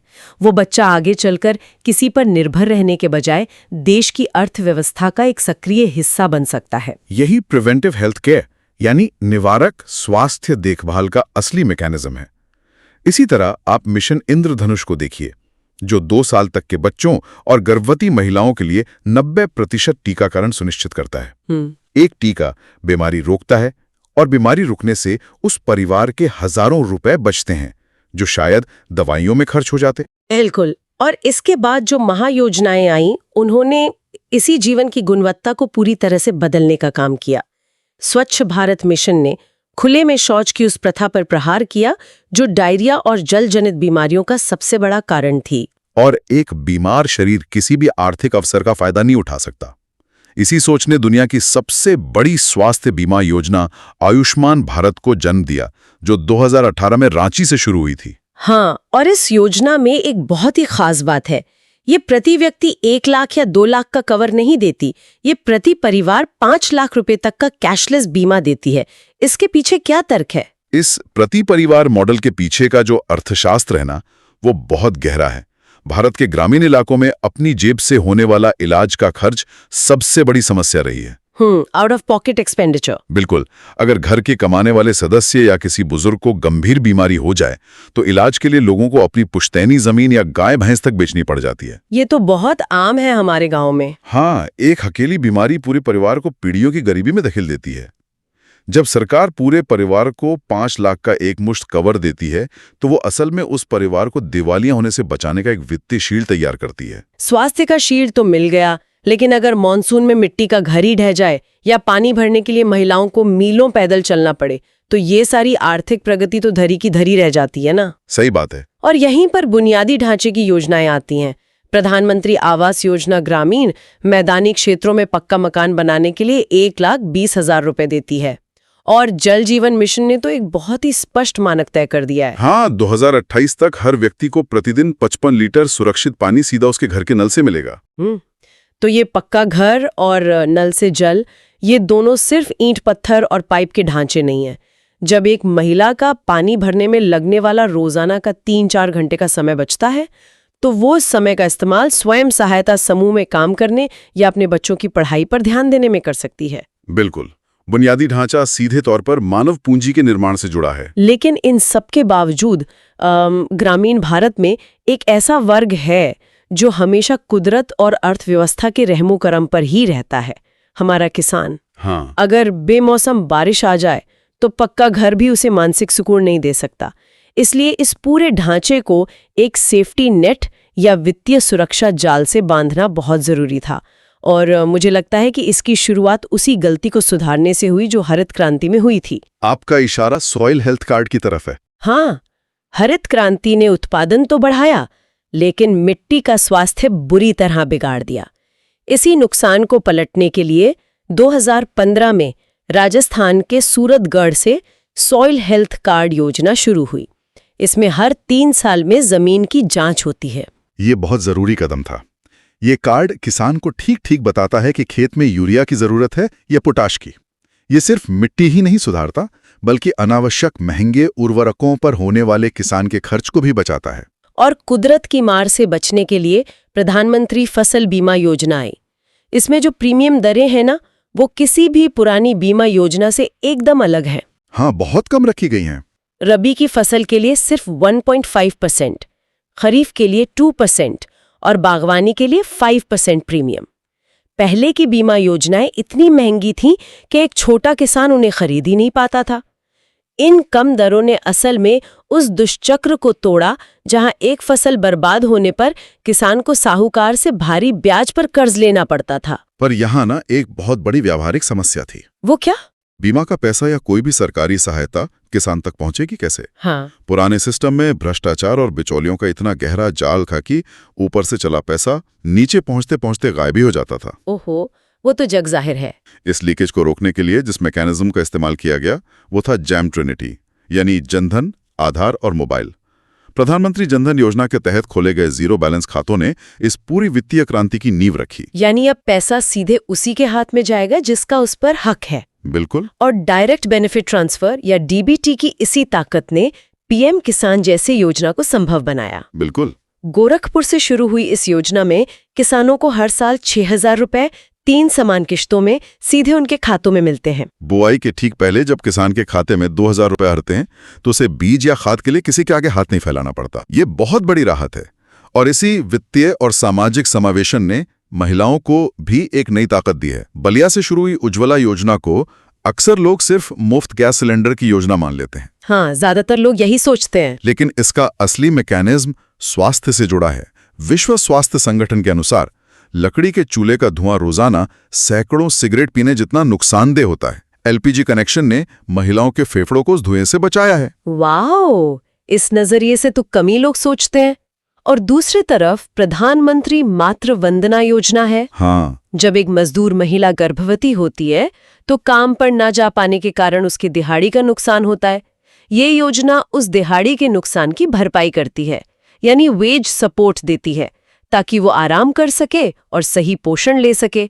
और अब तो ये दूसरी संतान बालिका होने पर भी दी जाती है। ये एक बहुत बड़ा बदलाव है। और बेटी बचाओ बेटी पढ़ाओ योजना जो पानीपत से शुरू हुई थी, उसने बालिकाओं के प्रति सामाजिक नजरिए और गिरते लिंगानुपात पर सीधा प्रहार किया। मतलब ये पूरा सफर दिखाता है कि हम कहाँ से चले थे और आज कहाँ खड़े हैं। आज के गांव सिर्फ खेती पर निर्भर नहीं है, वो आधुनिकता के नए केंद्र बन रहे हैं। प्रधानमंत्री विश्वकर्मा योजना को ही देख लीजिए, जो एमएसएमई मंत्रालय के तहत आती है। हाँ, ये 18 पारंपरिक व्यवसायों से जुड़े गांव के शिल्पकारों जैसे बढ़ई या लोहार को आधुनिक औजारों के लिए 15,000 रुपए की टूल किट सहायता देती है और ट्रेनिंग के दौरान 500 रुपए रोजाना का वजीफा भी देती है। यह उनके पारंपरिक काम को आज के बाजार के हिसाब से अपग्रेड कर रही है। बिल्कुल। और सबसे नई छलांग है ऊर्जा के क्षेत्र में। ऊर्जा के बिना तो आधुनिकता संभव ही नहीं है। पीएम सूर्य घर मुफ्त बिजली योजना इसी दिशा में उठाया गया कदम है। ये घरों की छतों पर सोलर पैनल लगाने के लिए भारी सब्सिडी देती है और 300 यूनिट तक मुफ्त बिजली का प्रावधान करती है। अगर कोई इन सभी योजनाओं को एक साथ जोड़कर देखे, जनधन खाता, फसल बीमा, उज्ज्वला गैस, पक्का घर और छत पर सोलर पैनल, तो ये अलग अलग योजनाएं नहीं हैं। तो फिर क्या है? ये एक मजबूत सेफ्टी नेट का निर्माण करती हैं। ये जाल यह सुनिश्चित करता है कि गांव का कोई भी परिवार किसी एक झटके से टूटकर वापस भयानक गरीबी में ना गिरे। ये ग्रामीण अर्थव्यवस्था का सबसे बड़ा रक्षा कवच है। तो आज की इस गहन चर्चा का सीधा सा मकसद है ग्राम विकास, महत्वपूर्ण योजनाओं और ऐतिहासिक समितियों का एक बहुत ही तेज और टू द पॉइंट रिवीजन करना। बिल्कुल। और जो लोग सुन रहे हैं उनका पूरा फोकस आज सिर्फ और सिर्फ फैक्ट्स याद रखने पर होना चाहिए। एकदम। तो शुरुआत करते हैं ग्राम विकास की नींव से। महात्मा गांधी ने कहा था ना कि भारत की आत्मा गांव में बसती है। हाँ, और इसी विचार को सबसे पहले जमीन पर 1920 में रविंद्रनाथ टैगोर ने अपनी श्री निकेतन परियोजना के जरिए उतारा था। सही कहा। और फिर इसके बाद 1952 में आया भारत का पहला ग्राम विकास कार्यक्रम, यानी सीडीपी। और श्रोताओं को याद रखना चाहिए कि अगले ही साल 1953 में इसकी सहयोगी योजना NESB आ गई थी। बिल्कुल। अब अगर समितियों के क्रम की बात करें तो 1957 में बलवंत राय मेहता समिति आई, जिसने त्रिस्तरीय पंचायत का सुझाव दिया। हाँ, लेकिन 1985 आते आते जो GVK राव समिति आई, मुझे इसी पर हमेशा हैरानी होती है। मतलब उन्होंने पंचायत को बिना जड़ की घास कह दिया था। हाँ, वो काफी तीखी टिप्पणी थी, लेकिन ध्यान दें कि इसके तुरंत बाद 1986 में LM सिंघवी समिति ने इसे संवैधानिक दर्जा देने की सिफारिश कर दी। और फाइनली 1992 में 73वां संशोधन हुआ, जिससे पंचायत को दर्जा मिला और 29 विषय सौंपे गए। बिल्कुल। वैसे अगर हम प्राचीन इतिहास देखें तो मौर्य काल में भी सिस्टम था। अच्छा। हाँ, वहाँ अक्षपटल होते थे, मतलब जो रिकॉर्ड कीपर थे, और उपज का 1/6 भाग टैक्स के रूप में लिया जाता था। अरे वाह।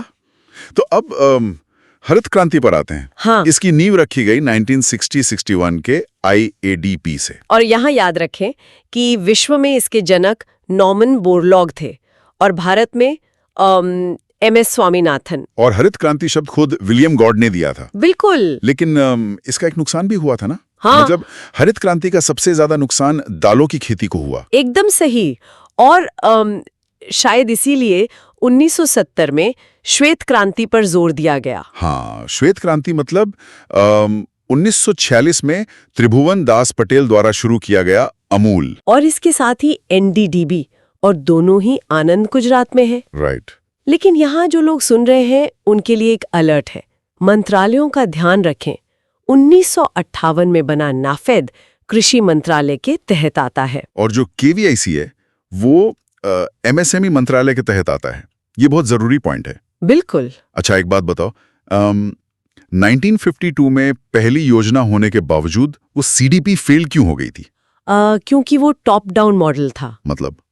मतलब AC कमरों में बनी योजना थी, जो ग्रास रूट से बिल्कुल नहीं जुड़ी थी। अच्छा, अब थोड़ा योजनाओं के डेटा और लोकेशंस की बात कर लेते हैं। DDU-GKY का फोकस 15 से 35 वर्ष के आयु वर्ग पर है। और PMFBY में क्रमशः पर ध्यान दें, रबी के लिए 1.5% और खरीफ के लिए 2% प्रीमियम है। और लोकेशंस याद रखें, PM उज्ज्वला 2016 में बलिया से शुरू हुई। PMMG में 1,20,000 रुपए का प्रावधान है। आयुष्मान भारत रांची से शुरू हुआ और PM किसान गोरखपुर से। जल जीवन मिशन में 55 लीटर का टारगेट है और PM विश्वकर्मा में 15,000 रुपए मिलते हैं। बिल्कुल। अब थोड़ा कॉन्सेप्ट चेक करते हैं। IADP को पैकेज प्रोग्राम क्यों कहते हैं? क्योंकि इसमें बीज, खाद, पानी और मशीन सब एक साथ पैकेज में दिया गया था। एकदम सही। और AMOL और NDDB का फर्क भी समझना जरूरी है। हाँ, इसको ऐसे समझ सकते हैं कि AMOL खिलाड़ियों द्वारा बनाई गई टीम है, यानी किसानों की अपनी सहकारी समिति है। बिल्कुल। और NDDB उसे रेगुलेट करने वाला सरकारी बोर्ड है। बहुत बढ़िया एनालॉजी है। दोनों आनंद गुजरात में है। और जल जीवन मिशन का एक और फैक्ट याद रखें कि इसका लक्ष्य 2028 तक हर व्यक्ति को प्रतिदिन 55 लीटर सुरक्षित जल देना है। ठीक है। वीडियो को लाइक और शेयर कर दो, तभी होगा सिलेक्शन। अगला वीडियो चाहिए तो नीचे कमेंट करके बताओ, तभी लेकर आऊंगा। अभी के अभी चैनल को सब्सक्राइब कर लो, क्योंकि आगे जो आने वाला है वो है सबसे इंपॉर्टेंट वीडियो।